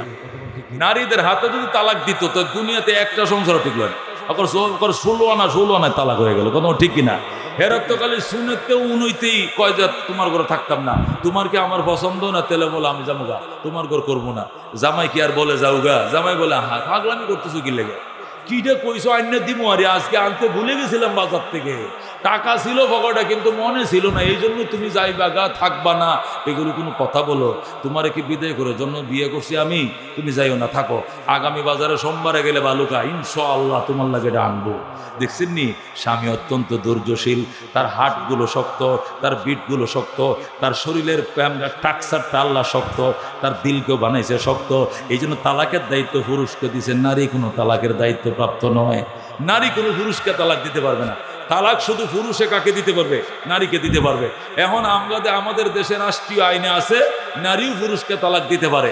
এটার ব্যাখ্যা আমি কাজীদের কাছে জিজ্ঞাসা করছি, ইউনিয়নের কাজীদেরকে জিজ্ঞাসা, কাজী সাহেবরা বলছে শরীয়তে যেটা বলছে এইটাই ঠিক, বাদবাকি রাষ্ট্রে যেটা বলছে যে পুরুষ যেরকম নারীকে তালাক দিতে পারবে, নারীও পুরুষকে তালাক দিতে পারবে। রাষ্ট্রীয় ইসলামিক ফাউন্ডেশন থেকে যে পর্বটা দেওয়া আছে আর কি, এই পর্বের ব্যাখ্যা আছে এইভাবে যে ওই তালাকটা সাধারণ তালাক না, ওই তালাকটা হলো কি খোলা তালাক। কি তালাক? খোলা তালাক। তো খোলা তালাক ইসলামে নারীদেরকে এই অধিকার দিয়েছে। খোলা তালাক কাকে বলে? যে কোনোভাবে ছেলের সাথে মেয়ের বনাবনি হচ্ছে না, এমন অবস্থাতে ছেলেও তালাক দিতে রাজি না, তো মেয়ে বলতেছে দেখো আসলে তোমার ঘরে থাকলে তোমারও কষ্ট আমারও কষ্ট, আসলে বনাবনি যেহেতু হচ্ছেই না, তুমি মোহরের পয়সা তো আমাকে দিতেই হবে না, তুমি যে 5 লাখ টাকা মোহর দিছিলে এটাও মাপ, আমি তোমার কাছে চাবো না, আরও তোমাকে 20,000 টাকা দিলাম, নাহলে 50,000 টাকা দিলাম, 1 লাখ টাকা দিলাম, যাও তো এই 1 লাখ টাকাতে তুমি নতুন করে 8টা বিয়ে করো, তবু আমার যাইতে দাও, আমিও বাঁচি তুমিও বাঁচো। এইটাকে বলা হয় খোলা তালাক। বদলে খোলা হিসাবে সে কিছু টাকা পয়সা দেয়া তার স্বামীকে রাজি করাইছে, রাজি করানোর মাধ্যমে স্বামী যদি মেনে নেয় তাহলে স্ত্রী বদলে খোলা দিয়া, খোলা তালাকের পরিবর্তে কিছু অর্থ করে স্বামীকে দিয়া তালাক চেয়ে নিতে পারবে। ওই শেষ পর্যন্ত তালাকটা কিন্তু স্বামীই দিবে, সে চেয়ে নিতে পারবে তালাক। কিন্তু এমনটা জায়েজ নয় যে স্বামী জানেও না বুঝেও না, তুমি ডিভোর্স লেটার পাঠা দিছো তোমাকে তালাক। তাহলে তো ওই যে স্ত্রীদেরকে তালাকের অধিকার দিলে, আল্লাহ অধিকার দিলে যা হইতো এটাই গড়া শুরু, এবং অলরেডি হইতেও আছে। কথা ঠিক না? অনেক স্বামী বিদেশ থাকে, সে বিদেশে ফ্যাক্সের মাধ্যমে খোলা তালাক পাঠায় দিছে, অথচ 12 বছর পর্যন্ত ওমান, কাতার, কুয়েত থেকে যা কামাইছিল ওর অ্যাকাউন্টে পাঠাইছে, এই টাকা দিয়ে সে বাপের বাড়িতে ঘরদুয়ার করছে, আর আজকে ডিভোর্স লেটার পাঠায় দেয়া কয় আমি তোমার ঘরে থাকিব না। যেরকম নাউজুবিল্লাহ। এই সমস্ত তালাক রাষ্ট্রীয় আইনে কার্যকর হলেও শরীয়তের আইনে এগুলো কি নাই, জায়েজ নাই। তালাকের দায়িত্ব আল্লাহ কাকে দিয়েছেন? পুরুষদেরকে দিয়েছেন। কি কারণে?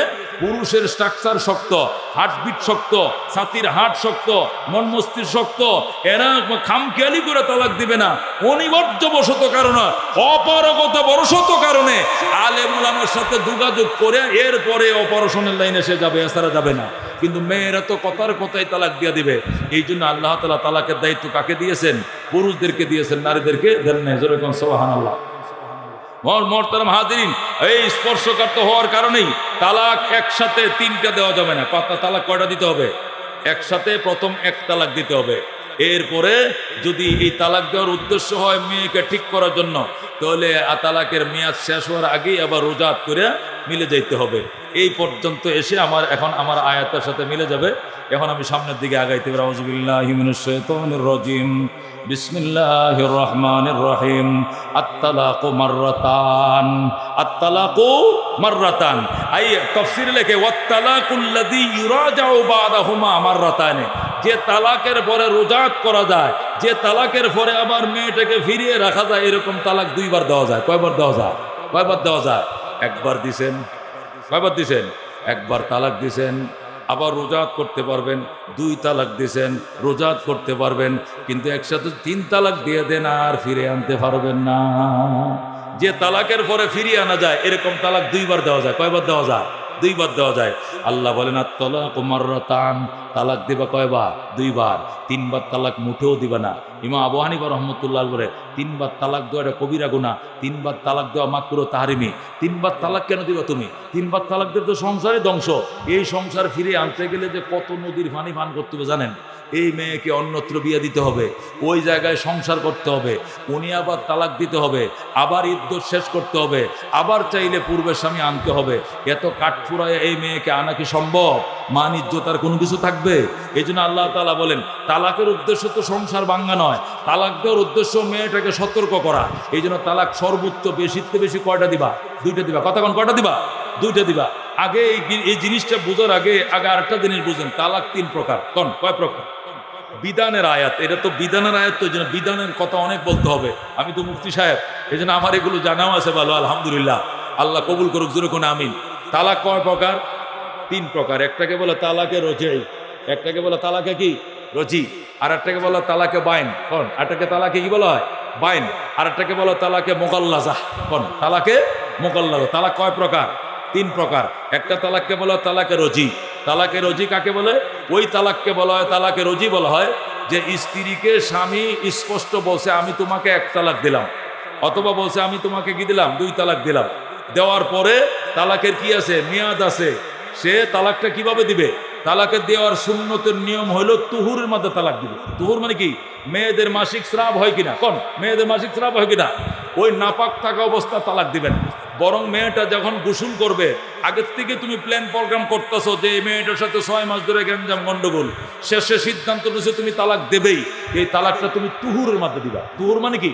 মানে মেয়েটা যখন অপবিত্র ছিল, মাসিক স্রাব ছিল, অসুস্থ ছিল, নামাজ রোজা তারা পড়া লাগতো না, ওই টাইমে তালাক দেবে না। বরং যেদিন মেয়েটা গা গোসল দিয়া তুমি বুঝতে পারছো যে আজকে সে পবিত্র হয়েছে, এরপরে এই তুহুরের মধ্যে তাকে তালাক দিয়ে দিবা। এতে 2টা লাভ হবে। কটা লাভ হবে? 1 নম্বর লাভ হলো যে মুদ্দতে তুহুরটা কম হবে। তুহুরের মুদ্দত কত হবে? কম হবে। 20 দিনের মধ্যে মাস পার হয়ে যাবে। 10 দিন তো সে অসুস্থ থাকে, তাহলে 20 দিন পার হলে একটা মেয়াদ চলে যাবে। মুদ্দতে তুহুরটা, মুদ্দতটা তো ইদ্দতের মুদ্দতটা কম হবে, 1 নম্বর। আর 2 নম্বর হলো স্বামী তাড়াতাড়ি রোজাত করার সুযোগ পাবে, ফিরে আসার সুযোগ পাবে। মেয়েটা যদি অসুস্থ থাকে, তো অসুস্থ মেয়ের সাথে তো স্বামীরা মেলামেশা করতে পারবে না। তো তালাক রোজাত করার জন্য, তালাকটাকে কার্যকরিতা নষ্ট করার জন্য তো মেয়ের সাথে জীবনযাপন করতে হবে, সংসার করতে হবে, তার সাথে মেলামেশা করতে হবে। তো অসুস্থ মেয়ের সাথে তো মেলামেশা করা হারাম। তখন তো আরেকটা সমস্যায় পড়বেন যে তালাক এমন টাইমে দিলাম, এমন পরিস্থিতি দিলাম, আমার ওয়াইফও অসুস্থ, তার মাসিক স্রাব হয়েছে, এখন তালাকটা তো নষ্ট করার দরকার। আমি তো আসলে তালাকের নিয়তে তালাক দেই নাই, তাকে শুধরানোর নিয়তে তালাক দিছি। এই জন্য আপনি তুহুরের মধ্যে পবিত্র অবস্থায় তালাক দিবেন। সকালে তালাক দিয়েছেন, দুপুরে তার সাথে আবার স্বাভাবিক জীবনযাপন করে ফেলবেন, মেলামেশা হইলো, কথাবার্তা হইলো, অথবা মুখেই বলে ফেললেন যে আমি আগের তালাক উড্ডু করে ফেলেছি, তাহলে তালাকের কার্যকারিতা নষ্ট হয়ে যাবে। এটাকে বলা তালাকের অজি। যেরকম আল্লাহু আকবার। তালাকের রুজি কাকে বলা হয়? যে তালাকের পরে রুজাত করা যায়। রুজাত করার মানে কি করা? উড্ডু করা। রুজাতের বাংলা শব্দ কি? ইংরেজিতে বলা উড্ডু করা। কি করা? হ্যাঁ, আগের কথাটাকে উড্ডু করা, বাংলায় উড্ডু করা বলা হয়। যে আপনি তালাকের রুজি বলা হয় যে তালাক দিয়ে উড্ডু করা যায়। তালাক দিয়ে উড্ডু করা যায়, 1 তালাক দিয়ে উড্ডু করা যায়, 2 তালাক দিয়ে কি করা যায়? উড্ডু করা যায়। 3 তালাক দিয়ে কি করা যায় না? উড্ডু করা যায় না। আচ্ছা, 1 তালাক দিছেন, উড্ডু করতে পারতেন, কিন্তু আপনি পুরা তহুর পুরোটা চলে গেছে, আপনি উড্ডু করেন নাই, তাহলে 1 তালাকে বাইন হয়ে গেছে। তালাক দিছেন 2 দিন পরে, 3 দিন পরে, অথবা তার নতুন ঋতু আসার আগে আগে, এই পবিত্র অবস্থায় এই 20-25 দিনে যতদিন সে পবিত্র ছিল, এর ভিতরে যদি আপনি তার সাথে পুনরায় মিলাট করে ফেলেন, তাহলে তালাকের রজি, মানে তালাকের কার্যকারিতা শেষ হয়ে গেল। আর যদি আপনি এই পুরা তুহুরের মধ্যে তার সাথে কথাবার্তা বলেন নাই, তার সাথে কি একত্রতা ঘোষণা করেন নাই, মানে আপনি মানের উপরে, অভিমানের উপরে রয়েছেন, তার মতো সে আপনার মতো আপনি, এমন অবস্থায় একটা তুহুর চলে গেছে, তাহলে তালাকটা বাইন হয়ে যাবে। তালাকটা কি হয়ে যাবে? বাইন তালাক কাকে বলা হয়? বাইন তালাক বলা হয় এই বিয়েটা আবার নতুন করে আবার বিয়ে পড়াইতে হবে, আবার নতুন মোহর ধার্য করে এই মেয়েটাকে আপনি আবার আপনার ঘরে আনতে পারবেন, অন্যত্র বিয়ের সাথে দেওয়া লাগবে না। এটাকে বাইন তালাক বলা হয়। আর একটা তালাকে মোগাল্লাজা, মানে 3 তালাক 3 মাসে দিছেন, অথবা একসাথে 3 তালাক দিয়া দিছেন। 3 মাসে যদি 3 তালাক দেন, এটা তালাকে মোগাল্লাজা বিসুন্নাহ বলা হয়। সুন্নত মোতাবেক 3 তালাক দিলে এটা 3 মাসে 3 তালাক দিতে হবে, তাহলে তালাকে মোগাল্লাজা মা সুন্নাহ হবে, সুন্নাহ সহকারে তালাকে মোগাল্লাজা হবে। আর যদি একসাথে 3 তালাক দিয়া দেন, এটাও তালাকে মোগাল্লাজা হবে, তবে তালাকে বেদি হবে, এটা বেদাত হবে। মানে সুন্নি তালাক হলো না, বেদাত, মানে নিয়ম বহির্ভূতভাবে 3 তালাক দিলেন, 3 তালাকে কার্যকর হবে। ইমাম আবু হানিফা রাহমাতুল্লাহ আলাইহির মতে একসাথে 3 তালাক দিল 3 তালাক, 3 মাসে 3 তালাক দিল 3 তালাক। 3 মাসে 3 তালাক দিলে এটা সুন্নি তালাক হইল, বিধান অনুযায়ী হইল। আর একসাথে 3 তালাক দিলে এটা আনসুন্নি বেদাত অনুযায়ী হইল। তারপরে ইমাম আবু হানিফা রাহমাতুল্লাহ নিকটে এট এ টাইম 3 তালাক দিল 3 তালাক, 3 মাসে 3 তালাক দিল 3 তালাক। এই মেয়েকে যদি আপনাকে ফিরে আনতে হয় আবার, তাহলে অবশ্যই অন্যত্রে বিয়া দিতে হবে, ওখানে আবার সংসার করতে হবে, এরপরে উনি আবার স্বেচ্ছায় তালাক দিতে হবে, ওখানে আবার ইদ্যত পালন করতে হবে 3 মাস। সেই ইদ্যত পালন করার পরে আপনি আবার নতুন মোহর ধার্য করে আপনার ঘরে আবার আনতে পারবেন। আল্লাহু আকবার। তাহলে তালাক কয় প্রকার? 3 প্রকার। তালাকের রজি, তালাকে বায়েন, তালাকের রজি যেটা তা কি বিয়েও করা লাগে না, কিছুই করা লাগে, অন্যত্রে বিয়েও দেওয়া লাগে না, নিজেও বিয়ে নতুন করে করা লাগে না, এটাকে তালাকের রজি বলা হয়। তালাক দিয়ে 1 ঘন্টা পরে, 1 দিন পরে, 2 দিন পরে আবার কি উড্ডু করে ফেললেন, 1 তালাক বা 2 তালাক দেয়া। আর বায়েন বলা হয় কি 1 তালাক বা 2 তালাক দিয়ে আপনি উড্ডু করেন নাই, উড্ডু না করে এই মান অভিমানের উপরে ছিলেন, এইভাবে পুরা তার এই সিজনে চলে গেছে। কোন সিজন? তার যে পবিত্রতার সিজনটা এই 20 দিন 25 দিন যে কয়টা, আরেকটা নতুন হায়াজ মানে ঋতুস্রাব আসার আগ পর্যন্ত এই পুরো টাইমটুকুই তার সাথে কথাও বলেন নাই, এবং আপনি যে তালাকটাকে উড্ডু করছেন এমন কোনো কথাও বলেন নাই, এমন কোনো আচার আচরণ তার সাথে করেন নাই। যদি আচার আচরণও করতেন তাও তো বুঝে যাইতো যে সে আমাকে স্ত্রীর মতো ব্যবহার করেছে, তাহলে মনে হয় তালাক উড্ডু করছে। আচার আচরণও করেন নাই, মুখেও বলেন নাই, এই তালাকটা বাইন হয়ে গেছে অটোমেটিক। এটা তালাকটা বাইন হয়ে যাওয়ার কারণে এই মেয়েটাকে ঘরে আনতে হলে নতুন করে বিয়ে করাইতে হবে। এইভাবে যদি বায়ান 3টা পড়ে যায় তাহলে মোগাল্লাদা হয়ে যাবে। তালাক যখন মোগাল্লাদা হয়ে যাবে বিয়ে পড়াইলেও আনতে পারবেন না, এটাকে অন্যত্র বিয়ে দিতে হবে, ওখানে সংসার করতে হবে, আবার ইদ্যত শেষ করতে হবে, আবার মোহর ধার্য করে আপনি আবার নতুন করে আনতে হবে। মক্কা বহুত দূর, হ্যাঁ এটা বড় পিছলা পথ। এই রাস্তা ঘুরে আসা মানে জীবন থাকবে না, আর কিছুই থাকবে না। এই পথ বড় মুশকিল পথ। এই পথে যাওয়ার আগেই আল্লাহ তাআলা পরামর্শ দিতেছেন, আত-তালাকু মাররাতান, তালাক কয়বার? জোরে কোন কয়বার? 2 বার। ফাইমসাকুম বিমারুফিন, 2টা দিয়া ইচ্ছা করলে উত্তম পন্থায় তুমি আটকিয়ে রাখতে পারবা, আও তাসরিহুম বিইহসান, অথবা উত্তম পন্থায় তারা বিদায় দিতে পারবা। তালাক 2টা, একটা দেয় তালাক, 2টা তালাক, একটা দিয়েও ফিরে আনা যায়, 2টা দিয়েও ফিরে আনা যায়। ইদ্যতের ভিতরে ফিরানোর ক্ষেত্রে উত্তম, রাখলে উত্তম পন্থা রাখবা, ফিরাইলে উত্তম পন্থায় ফেরত দিবা। ওয়ালা ইয়াহিল্লু লাকুম আন তাখুযু মিম্মা আতাইতুমুহুন্না শাইআ ইল্লা আন ইয়াখাফা আল্লাহ ইয়ুকিমা হুদুদাল্লাহ। আল্লাহ বলেন, ওয়ালা ইয়াহিল্লু লাকুম, তোমাদের জন্য হে স্বামীরা, তোমাদের জন্য বৈধ হবে না, আন তাখুযু মিম্মা আতাইতুমুহুন্না শাইআ, তোমরা স্ত্রীদেরকে যা দিয়েছিলে সেটি তুমি ফেরত আনবা, এটা তোমাদের জন্য জায়েজ নেই। একটা মেয়েকে আপনি 5 ভরি 7 ভরি স্বর্ণ দিছেন, নগদ 2 লাখ টাকা দিছেন, শাড়ি টাড়ি তো কত কিছু আপনি দিছেন, যখন যেটা চাইছে কিনা দিছেন। এই মেয়েটার সাথে 2 বছর 1 বছর পরে আপনার কি হয়ে গেছে? তালাক হয়ে গেছে, সারাসারি হয়ে গেছে। এখন আপনি বলতে পারবেন না মোহরের 5 লাখ যে দিয়েছিলাম টাকাটা দিয়ে যাও, আরো দামি দামি শাড়ি খুললে থুয়ে যাও, গয়না গাড়ি আমারে দিয়ে যাও, এটা বলতে পারবেন না। এক মুহূর্তে যদি মেয়ের সাথে আপনার দেখা হয়, মেলামেশা হয়, তাতে যা দিয়েছেন সব কিছু কাটা, আপনি আর ফিরে আনতে পারবেন। আর যদি এমন হয় যে মাত্র মেয়েটাকে উঠায় নিছে, গড়ে নিয়ে নামাইছে, ছেলের সাথে মেয়ের এখনো আলাদা কোন নির্জন বাসা হয় নাই, এরা এক রুমে এক সময় একটা মুহূর্ত কাটায়ও নাই, এমনি মাইক্রোতে থাকতে আর একটা ফোন আইছে, ফোনের মধ্যে জানতে পারছে যে এই মেয়ে কলঙ্কিনী, অন্যত্র বিয়ে হয়েছিল, এটা না জানে তোমার কাছে আবার বিয়ে দিয়ে দিছে। ওখানে তুমি রাস্তার মধ্যে বলছো 1 2 3 চলে যাও ফেরত গাড়ি, মাইক্রো ঘোরাও রাস্তার থেকে বিদায় দিয়ে দিছো, তাহলে তুমি মোহরের টাকা পাইবা, অন্তত অর্ধেক হইলে তুমি কি পাবা? ফেরত পাইবা মোহরের টাকা। কারণ এই মেয়ের সাথে তোমার দেখা নেই, সাক্ষাৎ নেই। আর যদি একবার মেয়ের সাথে আপনার দেখা সাক্ষাৎ হয়ে যায়, তাহলে 10 লক্ষ টাকা মোহর দিলেও 10টা টাকাও আর আপনি ফিরিয়ে আনার অধিকার রাখেন না। হ্যাঁ, ওনারা যদি তাদের ফেস্টিজের কারণে, বেটা আমার মেয়ে তোর ঘর সংসার করে নাই, তুই আমার মেয়েকে রাখস নাই, আমরা টাকার কাঙ্গাল দেবে না, আমরা টাকা কত কামাই করে, বেটা তোর টাকা তুই লয়ে যা, এটা তুই কি দেখে ছেলে মেয়ের অভিভাবকরা দিয়া দেয় ছেলেকে, বেটা আমার মেয়ে রাখবি না, তুই সংসার করবি না, তোর টাকা আমি রাখবো কেন, টাকা জীবনে বহুত কামাইছি, টাকা কোনো ব্যাপার নয়, মান সম্মান ব্যাপার, এই মেয়ে যেহেতু আমরা রাখি নাই, মেয়ের টাকা রাখবো কেন, টাকা লয়ে যা। মেয়ের পক্ষ থেকে যদি টাকা ফেরত দিয়ে দেয় আপনি নিতে পারবেন, মেয়ের পক্ষ থেকে টাকা ফেরত দিয়ে নিতে পারবেন, কিন্তু আপনি চাইতে পারবেন না। কি লেগা? মেয়ে টাকাই মোহর, এই মোহরের বিনিময়েই তার বিশেষ বন্ধকি আপনার সাথে ছিল, যে বন্ধকির কারণে এই মেয়েটা আপনার জন্য হালাল ছিল, তার সাথে সংসার করেছেন, রাত যাপন করেছেন, যে বিনিময়, এই বিনিময়টা একবার বিনিময় হয়ে গেলেই আর এই টাকা 10 লাখ হইলেও আর আপনি ফেরত চাইতে পারবেন না।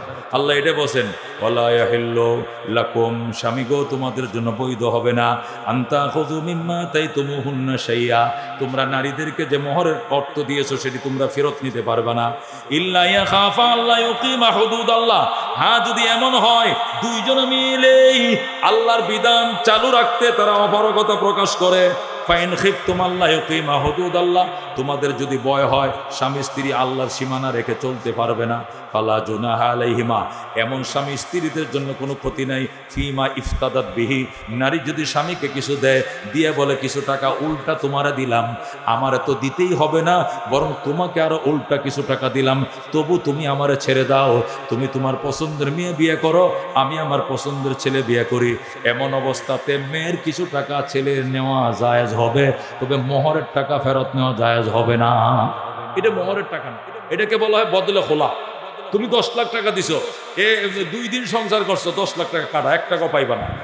এখন যদি মেয়ের সাথে আপুস এমন হয়, মেয়ে বলতেছে তোমার 10 লাখ তো তুমি পাইবাই না, আমার পক্ষ থেকে এমনি কিছু টাকা তোমার দিতে চাই, খুশি হইয়া নতুন আরেক জায়গা বিয়ে করবো, ওখানে তো মহত্ব দিতে হবে, আমি 5 লাখ টাকা তোমাকে এমনি দিলাম, বদলে খোলা হিসাবে, তুমি যে আমাকে খোলা তালা দিচ্ছ, ডিপুসে রাজি হচ্ছে, রাজির জন্য তোমাকে খুশি দিলাম 5 লাখ, এইটা ছেলে গ্রহণ করতে পারবে, কিন্তু এছাড়া মোহরের টাকা রিটার্ন আনতে পারবে না। তিলকা হুদুদুল্লাহ, আল্লাহ বলেন এটা আল্লাহর বেঁধে দেওয়া সীমারেখা, ফালা তাতাদুহা, এই সীমানা অতিক্রম করবা না। ওমাইয়া তাআদ্দা হুদুদাল্লাহ, যে ব্যক্তি আল্লাহর সীমানাকে ডিঙ্গিয়ে যায়, ওভারটেক করে, ফাউলাইকা হুমুজ জালিমুন, তারা হলো অত্যাচারী জাতি। ফাইন তাল্লাকাহা ফালা তাহিল্লু লাহু মিন বাদু হাত্তা তানকিহা যাওজান গায়রা। আল্লাহ বলেন ফাইন তাল্লাকাহা, আগে 2 বার তালাক দিয়ে তো তুমি ফেরত নিছো, পয়লা দেও ফেরত নিছো, দ্বিতীয়বার দিয়ে ফেরত নিছো, এখন যদি আবার 3য় তালাক দিয়ে দাও, ফাইন তাল্লাকা, 2 তালাকের পরে যদি 3 তালাক দিয়ে দেয়, ফালা তাহিল্লু লাহু, তাহলে ওই স্বামীর জন্য ওই মেয়েটা আর হালাল হবে না, মিন বাদু, 3 তালাক দেওয়ার পর, হাত্তা তানকিহা যাওজান গায়রা, যতক্ষণ এই মেয়েটা অন্য স্বামীর সাথে বিবাহ বন্ধনে আবদ্ধ না হয়। স্বামী যদি 3 তালাক দিয়া দেয়, এই স্বামী আর স্ত্রীকে আর ফিরায় নিতে পারবে না, এই মেয়ে অন্য স্বামীর সাথে নতুন জীবনে কি হতে হবে, আবদ্ধ হতে হবে। ওইটা আমি আগে বলে বলছিলাম, এটা আল্লাহ বলতেছেন এখন। ফাইন তাল্লাকাহা, যদি 3 বার 3য় বার তালাক দাও নারীকে, ফালা তাহিল্লু লাহু, হালাল হবে না এই নারী স্বামীর জন্য, মিন বাদি, 3 তালাক দেওয়ার পর, হাত্তা তানকিহা যাওজান গায়রা, যতক্ষণ এই মেয়েটা অন্য স্বামীর সাথে বিয়ে করে অতি না করবে, মিলামিশা না করবে। ফাইন তাল্লাকাহা, যদি তালাক দেয়া তাকে, ফালা জুনাহা আলাইহিমা আইয়াতারাজা, এবার যদি 2য় স্বামীর কাছে যাওয়ার পর, ফাইন তাল্লাকাহা, এবার 2য় স্বামী যদি আবার তারে তালাক দেয়, আগে তো প্রথম স্বামী 3 তালাক দিছে, এখন গেছে 2য় স্বামীর ঘরে, আল্লাহ বলেন ফাইন তাল্লাকাহা, এখন যদি 2য় স্বামী আবার তারে তালাক দেয়, ফালা জুনাহা আলাইহিমা, তাহলে পূর্বের স্বামী স্ত্রীদের জন্য কোনো অসুবিধা নাই, আইয়াতারাজা, তারা আবার ফিরে আসতে পারবে পূর্বের জীবন। আল্লাহু আকবার। তারা বুঝছেন কথাটা কি বলছে, বুঝছেন? তুমি তো 3 তালাক দিছো তোমার স্ত্রীকে, এই মেয়েটা আরেক স্বামীর কাছে যে বিয়ে হয়েছে, ওই স্বামী আবার তালাক দিয়ে দিছে, তালাক দেওয়ার সংবাদ শুনে তুমি আবার গেছো, আসল আপনি তোমাকে আমি আবার বিয়ে করব, দেখছো আমার থুয়ে যায় 1 সপ্তাহ ঠিকলা না, তালাক দিয়া দিছে, আসো আগিলা গো আগিলা, কত ভালো আসিলা, ওই আগিলারে খুঁজে আবার তোমরা যদি আবার বিয়ে করো, আল্লাহকে অসুবিধা নেই। 2য় জায়গা তালাক প্রাপ্ত হওয়ার পরে এখন আবার প্রথম জায়গায় আসতে পারবা। ইনজন্না আইয়ুকিমা হুদুদাল্লাহ, তবে এটা ফ্যাশনের জন্য নয়, তোমাদের প্রবল ধারণা থাকতে হবে তোমরা আল্লাহর বিধান সীমারেখাকে কায়েম করতে পারবে, প্রতিষ্ঠিত করতে পারবে। যদি এমন মনে হয় যে না আগে একবার সংসার ভাঙছে, এখন কি আর এই সংসার জোড়া লাগান যাইবো, এই সন্দেহ থাকলে আর এই মেয়েটাকে আবার আইনো না। আর যদি মনে করো না অসুবিধা আছে, এই মেয়ের জোরানো সংসার, হাইরে বিছানার দেখলে চোখ দিয়ে পানি আসে, রান্না করে গেলেও চোখের পানি আসে, বিছনা দেখলে চোখের পানি আসে, সুকেশ দেখলে চোখের পানি আসে, আবার 2টা সন্তান রাইখা গেছে, মা মরা এরা কান্দে, কি করবো, ঠিক আছে আগের ডারে আমি নিয়ে আসি। যদি মনে করো এখন আনলে মেয়ে তোমার কথা মানবে, তুমি ধৈর্যশীল হবে, তার সন্তানগুলো সে লালন পালন করবে। আল্লাহ কয় এমন যদি হয় যে তোমরা আল্লাহ সীমারেখা পালন করবে, প্রবল ধারণা থাকে, তাহলে পূর্বের সংসারে আবার ফিরে যাইতে কোনো অসুবিধা নাই। যেরকম আল্লাহু আকবার। ওয়াতিলকা হুদুদুল্লাহ ইউবাইয়িনুহা লিকাওমিন ইয়ালামুন, এটি আল্লাহর বেঁধে দেওয়া সীমারেখা। ইউবাইয়িনুহা, আল্লাহ সেটি বর্ণনা করছেন, লিকাওমিন ইয়ালামুন, ওই জাতির জন্য যে জাতি বুঝে চিন্তা করে, তাদের জন্য আমার বিধান, চিন্তাশীলদের জন্য আল্লাহর বিধান। যেরকম সুবহানাল্লাহ। আল্লাহ কইজা তাল্লাকতুমুন নিসা ফাবালাগনা আজালাহুন্না ফাআমসিকুহুন্না বিমারুফিন আও সাররিহুহুন্না বিমারুফিন। ওই আগের কথা আবার গেছে, 2 তালাক দিছো অথবা 3 তালাক দিছো, দেওয়ার পরে রুজাত করবা, রাখলে রুজাত করবা, না রাখলে রুজাত করবা না, কষ্ট দেওয়ার জন্য রুজাত করবা না। আল্লাহ বলতো ইজা তাল্লাকতুমুন নিসা, নারীদেরকে যখন তালাক দেওয়ার নিয়ত করবা, ফাবালাগনা আজালাহুন্না, তারা যখন মেয়াদ পার করার কাছাকাছি, বালাগনা আজালাহুন্না তাফসীর লিখছে জালাগনা কারাবনা আইয়াকা আজালাহুন্না, যে তারা তাদের আজাল বেঁধে দেওয়া মেয়াদ শেষ করার কাছাকাছি পৌঁছে গেছে, ফামসিকুহুন্না বিমারুফিন, ইচ্ছা করলে তাদেরকে আটকিয়ে রাখতে পারবা উত্তম পন্থায়, আও সাররিহুহুন্না বিমারুফিন, অথবা তাদেরকে ছেড়ে দিবা উত্তম পন্থায়। যে সমস্ত মেয়েদেরকে 1 তালাক 2 তালাক দিবা, তো দিলে যদি রাখার নিয়ত থাকে তাহলে উত্তম পন্থায় রাখবা। উত্তম পন্থায় রাখবা মানে কি? গালাগালি করে নয়। আচ্ছা দেখো, এটা ভুল বোঝাবুঝি হয়েছিল, এই জন্য মুখটা তালাকও বেরিয়ে গেছিল। আসলে আপনার স্ত্রীকে এইভাবে তালাক তোলাক বলাটাও ঠিক হয় নাই। আসলে আমিও চাই তোমাকে নিয়ে থাকতে, তুমি কি চাও? কহে চাই। আসো আমরা মিলে যাই, পিছনে সব কিছু ভুলে যাই, একবারে মনের অমিল বাদ দিয়া মনের কালিমা সব মুছে তাকে রাখতে হবে। আর যদি ছেড়েও দাও, সাররিহুহুন্না বিমারুফিন, যেহেতু রাখবা না, খোলা দিলে মন খোলাসা করে তাকে ছেড়ে দাও, মনের মধ্যে কোনো উসকুস রাখবা না। ওয়ালা তুমসিকুহুন্না জিরারাল লিতাদাদু, তাদেরকে আটকিয়ে রেখো না ক্ষতি সাধন করার জন্য, যাতে সীমা লঙ্ঘন করো। আরবের মধ্যে প্রচলন ছিল কি, সুন্দরী মেয়েদেরকে বিবাহ করত, বিবাহ করার পরে যখন গরমিল হইতো, আরবরা তো বিয়ে একাধিক করে, একাধিক বিয়ে করলে তো সতীনের ঘরে লাগছে আগুন, যে আগুন লাগতো তখন করতো কি, তালাক দিত। তালাক দিছে, তালাকের মেয়াদ চলতে আরেকদিন বাকি আছে, তাহলে মেয়াদ শেষ হয়ে যাবো। এই সন্ধ্যাবেলা কয় না, আমি আবার তোমার রুজু করলাম, রাখলাম কই আরো 3-4 দিন গেছে, আবার দিছে তালাক দিয়ে আবার 25 দিন অপেক্ষা করে, যখন দেখেছে 30 দিনের কাছাকাছি হয়ে গেছে, কয় না আবার তোমার ফিরিয়ে আনলাম। এই সেরিডারে অন্য জায়গায় বিয়ে বসতেও দেয় না, নিজের কাছেও শান্তিতে রাখতে দেয় না, মাসে মাসে তালাক দেয়, তালাকের মেয়াদ ফুরিয়ে যাওয়ার আগেই আবার কি রুজাত করে ফেলে, উঠ্রু করে ফেলে। আল্লাহ রাব্বুল আলামিন বলে, খবরদার, একটা মেয়েকে ক্ষতি সাধন করার জন্য উঠ্রু করবা না। যদি মনে দিলে চায় তাকে নিয়ে সংসার করবা, তাহলেই শুধু তাকে ফিরিয়ে আনবা। এছাড়া তালাক দিছ তো দিছই, তোমার জন্য আল্লাহ অন্য মেয়ে মিলাবে, তার জন্য তার মনের ছেলে আল্লাহ তাকে মিলিয়ে দিবে। খোদার দুনিয়াতে অভাব নাই। কতক্ষণ ঠিক কিনা? আল্লাহ বলে, ওয়ালা তুমসিকু, মেয়েদেরকে আবদ্ধ করে রেখো না ক্ষতি সাধন করার জন্য, যাতে সীমা লঙ্ঘন করো।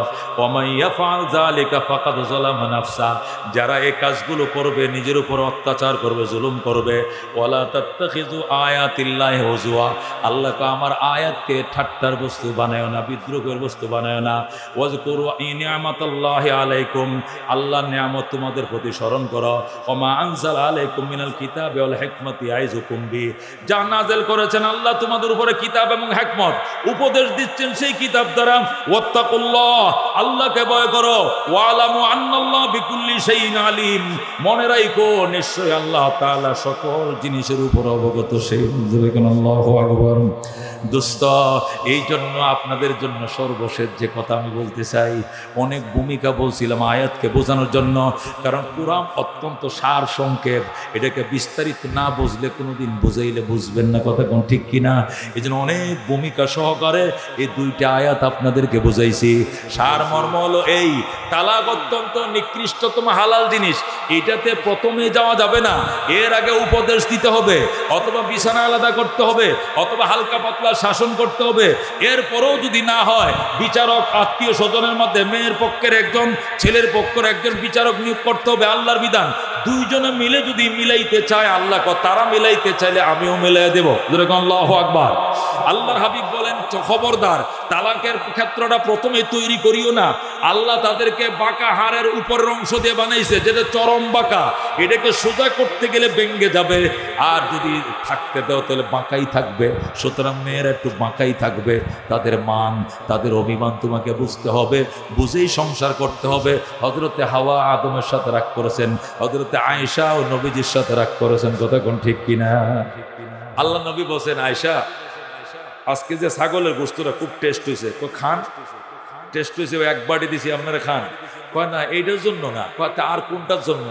একটা কথা কইতে মানবানি কি, আমার খাদিজা তো মারা গেছে, তাই না? হ্যাঁ, এই বেডির কথা আর কত কইবেন, একটা কিছু হইলেই খালি খাদিজা, একটা সুর টান মারছেন। আমি তো আগেই বুঝছি কি কইবেন আপনি, বুঝেন না? অতীন তো কয় না, ওই যে খাদিজার এক বান্ধবী আছে না, এখান থেকে 2 টুকরা গোস্ত যদি একটু দিয়ে আইতা, তাহলে মানে খাদিজার বান্ধবী খাইলে খাদিজার আত্মাটা শান্তি পাইল। আল্লাহু আকবার। এটা কিন্তু নিয়ম।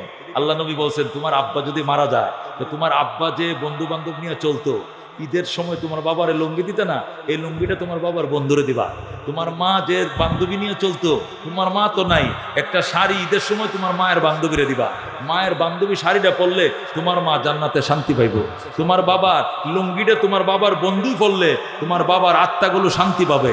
এই জন্য আল্লাহর হাবিব কি করতেন, পরামর্শ দিতেন যে কোনো আয় অনুষ্ঠানে ঈদে পড়বে বাবার বন্ধুদের জন্য কিছু দিও, মায়ের বন্ধুদের জন্য দিও। তা আম্মা জান আয়েশা রাদিয়াল্লাহু তাআলা আনহাকে আল্লাহ নবী বলতে, আয়েশা আমার খাদিজা তো নাই দুনিয়াতে, খাদিজা তো নাই। হ্যাঁ, ওই যে এক বুড়া বেডি, এই বেডির কথা যার কত কইবেন আপনি, আহারে মরে গেছে, যদি বাচ্চা থাকতো তাহলে উপায় আসিল, তো বাচ্চা তার লাগে তোমার বিয়ে করলাম আমি, মরছে দিকে তো বিয়ে করছি আমি, 9-10টা বিয়ে করছি, 10টা, খাদিজা সহ 11টা, খাদিজা থাকতে আমি একটাও করি নাই। যেরকম আল্লাহু আকবার, খাদিজারে আমি কেমন মহব্বত করতাম।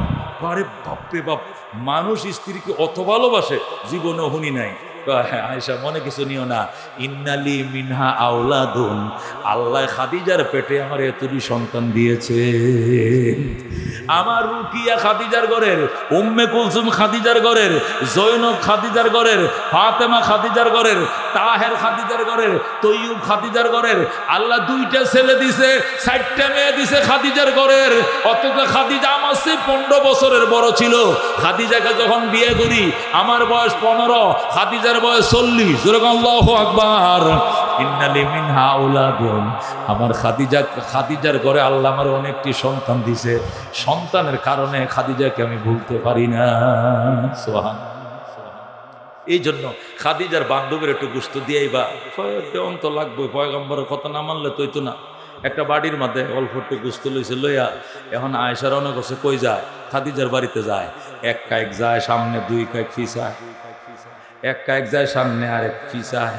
যাইবো কি যাইবো না, কারণ ওইটারও হতিনের মতো মনে হইতেছে, হতিনের বান্ধবী তো কিয়ের মতো মনে হইতেছে, সতীনের বান্ধবী কার মতো মনে হইতেছে, সতীনের মতো। এই জন্য 1 কায়েক যায় আবার 2 কায়েক ফিসায়। এই করতে করতে টাস করে বাটি ভরে গেছে, হাতে বাটি ভরে গেছে। আরবে তো বালু, আরবের মধ্যে কি বালিকাময় জায়গার মধ্যে যখন বাটি বসে, গোস্ত কিয়ের মধ্যে মিশে গেছে, বাটিও ভেঙে গেছে, গোস্ত ভরে গেছে। আয়েশা কই ইন্না লিল্লাহি ওয়া ইন্না ইলাইহি রাজিউন।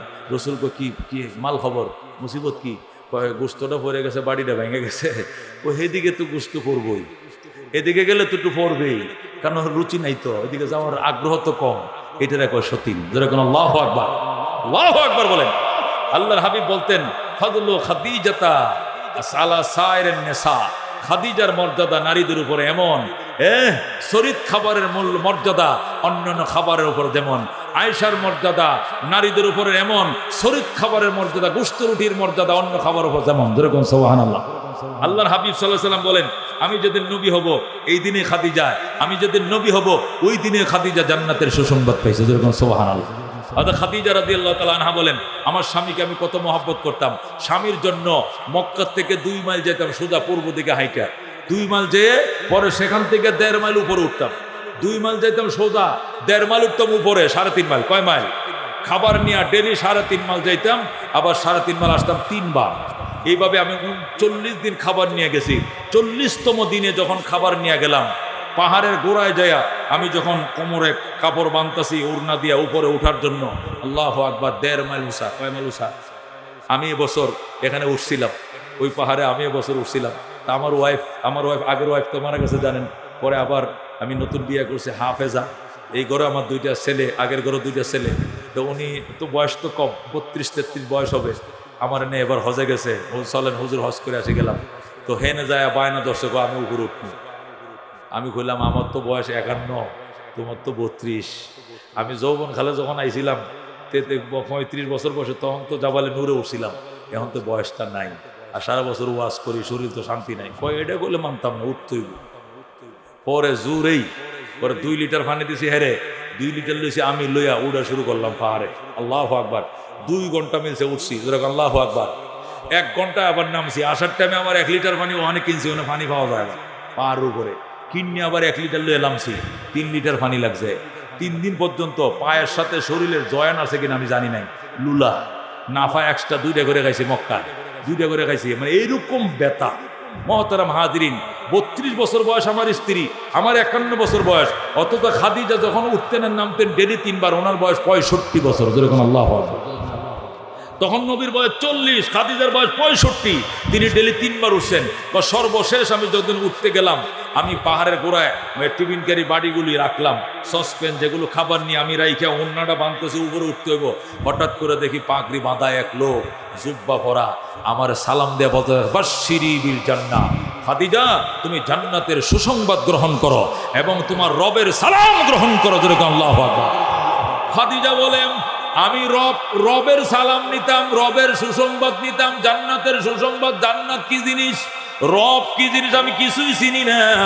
আমার এক রবের সালাম নাও, জান্নাতের সুসংবাদ নাও, আমি তো কিছুই চিনি না। আমি তাকিয়ে রইলাম লোকটার দিকে। অনেকক্ষণ পরে দেখি লোকটা নাই, এদিক সেদিক তাকাইলাম, তার আর পাই না। এরপরে পাহাড়ে উঠলাম, পাহাড়ে উঠে যায় দেখি নবীজির পাশে ওই লোকটা কাছাকাছি বসে রইছে।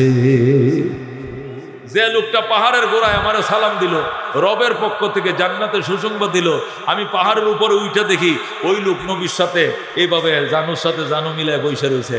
আল্লাহর হাবিব গৌনিকে কি জন্য দরকার আছে, কি দরকার? এই লোকটা একটু আগে পাহাড়ের গোড়ায় আমার সালাম দিছে, রবের সালাম দিছে, জান্নাতের সুসংবাদ দিছে। উনিকে আল্লাহ নবী কয়, খাদিজা তুমি কি চিনো না? উনি জিবরাইল, সমস্ত ফেরেশতাদের সরদার। যেরকম আল্লাহু আকবার। উনি আমার কাছে দুইটা সুসংবাদ নিয়ে আসছে। 1 নম্বরে, আজকে থেকে আমি আল্লাহর নবী। যেরকম আল্লাহু আকবার। উনি আমাকে নবুয়ত দিয়ে গেছে। 2 নম্বরে সূরা আলাকের 5টা আয়াত দিছে। ইকরা বিসমি রাব্বিকাল্লাযী খালাক, খালাকাল ইনসানা মিন আলাক, ইকরা ওয়া রাব্বুকাল আকরাম, আল্লাযী আল্লামা বিল কলম, আল্লামাল ইনসানা মা লাম ইয়ালাম। যেরকম সুবহানাল্লাহ। খাদিজা উনি সমস্ত ফেরেশতাদের সরদার। হযরতে জিবরাইল আলাইহিস সালাম, উনারে তুমি চিনো কেমনে? উনি আমার কাছে আইছে নবুয়ত দিতে, আমি আজকের থেকে নবী। উনি আইছে কিতাব দিতে, আজকের থেকে আমি কোরআনের মালিক। জোরে বলুন আল্লাহু আকবার। খাদিজা কও, উনি আমারে সালাম দিছে, রবের জান্নাতের সুসংবাদ জানাইছেন। খাদিজা তুমি মুসলমান হওয়ার আগেই জান্নাতের সুসংবাদ পাওয়া গেল। আল্লাহু আকবার। খাদিজা কত হলে আপনি আল্লাহর নবী? কয় হ্যাঁ। কত হলে আমি ওই নবীর প্রথম সাহাবী। আমারে পড়া দেন, আশহাদু আল্লাহ ইলাহা ইল্লাল্লাহু ওয়া আশহাদু আন্না মুহাম্মাদান আবদুহু ওয়া রাসূলুহু। খাদিজাতুল কুবরা ওই পাহাড়ের উপরে কালমা পড়ে মুসলমান হয়ে যায়। নারীদেরকে ইসলাম কি মর্যাদা দিয়েছে দেখেন। নারী প্রথম রসুলের সাহাবী। যেরকম আল্লাহু আকবার। পাহাড় থেকে নেমে খাদিজাতুল কুবরাকে নিয়ে পাহাড় থেকে নবী নেমে যখন মক্কায় ঢুকলেন, ঢুকার পথে মেসফালার কোনার মাঝে জাবালে আবু বকর ছিল। ওই আবু বকরের বাড়ি ছিল জাবালে আবু বকর, যেখানে বর্তমানে মক্কা টাওয়ার, যেটাকে হিলটনের বিল্ডিং বলা হয়। মক্কা টাওয়ার গড়ির বিল্ডিং এর এই পাশে, যারা গেছেন আপনারা চিনবেন, বা ছবির মধ্যে দেখছেন একটা গড়ি, একটা ক্লক টাওয়ার আছে, পাশেই আছে একটা টাওয়ার। এটাকে মক্কা টাওয়ার বলা হয়, হিলটন বিল্ডিং বলা হয়, পাহাড়ি বিল্ডিং। এটা মক্কা শরিকা কোম্পানি বানাইছে। এই টাওয়ারটার মধ্যে ছিল, এইখানে ছিল আবু বকরের বাড়ি। আল্লাহ নবী মেসফালা ডাল দিয়া জাবালে নূর থেকে এসে যখন কাবার দিকে ঢুকবেন, তার বাড়ি আমিনার ঘরের দিকে ঢুকবেন, এই কোনাটার মধ্যে আবু বকরকে পাইছেন। আবু বকর ছাগল বকরি নিয়ে জাবালে ওমরের দিকে যাইতেছেন। যেরকম সুবহানাল্লাহ। ইতিমধ্যে সিদ্দিক আকবরের সাথে দেখা। হযরত আবু বকর কান্দে, মুহাম্মদ ছোট কাল থেকে তুমি আমার বন্ধু, সকালবেলা ঘুম থেকে উঠে আগে তোমার মুখ আমি দেখি, আমার মুখ তুমি দেখো, কিন্তু আজকে 40 দিন পর্যন্ত তোমার খুঁজে পাই না। মুহাম্মদ তুমি আমারে এইভাবে ভুলে গেলা। আমি আবু বকর তোমার বাল্য বন্ধু, তুমি আমাকে কেন এইভাবে ভুলে গেলা? কই ছিলা তুমি 40 দিন জানতে চাই। নবী ডাক দেখো, আবু বকর শুনলে খুশি হইবা, আমাকে দান করেছেন। আবু বকর সাথে সাথে কয়, সাদ্দাকতা ইয়া রাসূলুল্লাহ। ওগো আল্লাহর নবী, আপনি যা বলছেন সত্যই বলছেন। আমাকে আপনার প্রথম সাহাবীর খাতামায় নাম লেখায় দেন। আশহাদু আল্লাহ ইলাহা ইল্লাল্লাহু ওয়া আশহাদু আন্না মুহাম্মাদান আবদুহু ওয়া রাসূলুহু। সাথে সাথে আবু বকর সাহাবী হয়ে যায়। জোরে বলুন আল্লাহু আকবার। পুরুষের মধ্যে প্রথম সাহাবী আবু বকর, আর নারীর মধ্যে প্রথম সাহাবী হযরতে খাদিজা। নারী পুরুষ দুইজনের মধ্যে সবার আগে হযরতে খাদিজা। জোরে বলুন আল্লাহু আকবার। সূরাতুর রিজাল রেজাল, পুরুষ নামে কোন সূরা নাই। সূরাতুর রেজাল মানে পুরুষ সূরা, এরকম কোন সূরা 114 সূরার মধ্যে কোরআন শরীফের মধ্যে নাই। কিন্তু সূরাতুন নিসা নারীর সূরা, নারী নামক সূরায় আছে। আল্লাহু আকবার। তাহলে কেমনে বুঝলা মুসলমান ইসলামে নারীদের মর্যাদা দেয় না? কেমনে বুঝলা? বরং ইসলামে নারীদেরকে মর্যাদা দিয়ে অগ্রাধিকার দিয়ে রাখছে। কথা কোন ঠিক কিনা? নারীদেরকে ইসলামে অগ্রাধিকার দিয়েছে। এ বন্ধু, একটা মেয়েকে বিয়ে করলে মোহরের টাকা মেয়ে দেয় না পুরুষে দেয়? কে দেয়? কারে দেয়? নারীরে দেয়। কথা কোন ঠিক কিনা? মেয়েটাকে উঠে আনতে গেলে মাইক্রোবারা ছেলের পক্ষ দেয় না মেয়ের পক্ষ দেয়? উকিল সাহেব বিয়ে পড়ায়, উকিলের একটা বিল আছে কাজী সাহেবের। কথা ঠিক কিনা? কাজীর বিল আছে 4,000-5,000 টাকা। এটা আর কি মেয়ে পক্ষ দেয় না ছেলের পক্ষ দেয়? ওলিমা করে আউলিম বিশাতিন, নবী বলছেন ওলিমা করো, একটা ছাগল দবে করে হলো, উট যদি না পারো, গরু যদি না পারো, একটা ছাগল দিয়ে হলো কোরবানি করে ওলিমা করি। ওটা কারে কইছে? পুরুষে কইছে নারীরে কইছে? পুরুষে বলছে। তাহলে নারীদের জন্য ওলিমার দায়িত্ব পুরুষের জন্য, ওই মাইক্রোবিল পুরুষের জন্য, গহনা কেনার দায়িত্ব পুরুষের জন্য, ওলিমা করার দায়িত্ব পুরুষের জন্য, কাজীর বিল দেওয়ার দায়িত্ব পুরুষের জন্য। নারীদের জন্য কোনো দায়িত্ব নাই। 10টা লোক বৈরাত খাওয়ানো, বরযাত্রী খাওয়ানোর অধিকার ইসলামে দেয় নাই। এটা তো আমরা জুলুম করে খাচ্ছি। সব খাওয়াইতে হবে ছেলের পক্ষ। কথা কোন ঠিক কিনা? নারীদেরকে ইসলামে কি মর্যাদা দিয়েছে? নারীদেরকে মোহরের পয়সা দিতে হবে, মিষ্টিও নিতে হবে, পান সুপারিও নিতে হবে, মাইক্রোবারও দিতে হবে, ওলিমাও খাওয়াইতে হবে, এলাকাবাসীকে দাওয়াত করে খাওয়াইতে হবে। সমস্ত দায়িত্ব পুরুষের। মেয়েদেরকে রানী বানাইছে আল্লাহ। কথা কোন ঠিক কিনা? মেয়েদেরকে রানী বানাইছে। 10টা টাকা মেয়ের বাবার খরচ করা লাগবে না। এই অধিকার ইসলামে মেয়েদেরকে দিয়েছিল। কিন্তু আজকে সেটাকে উল্টায় দিয়া সব চালাইছে মেয়ের বাবার উপরে।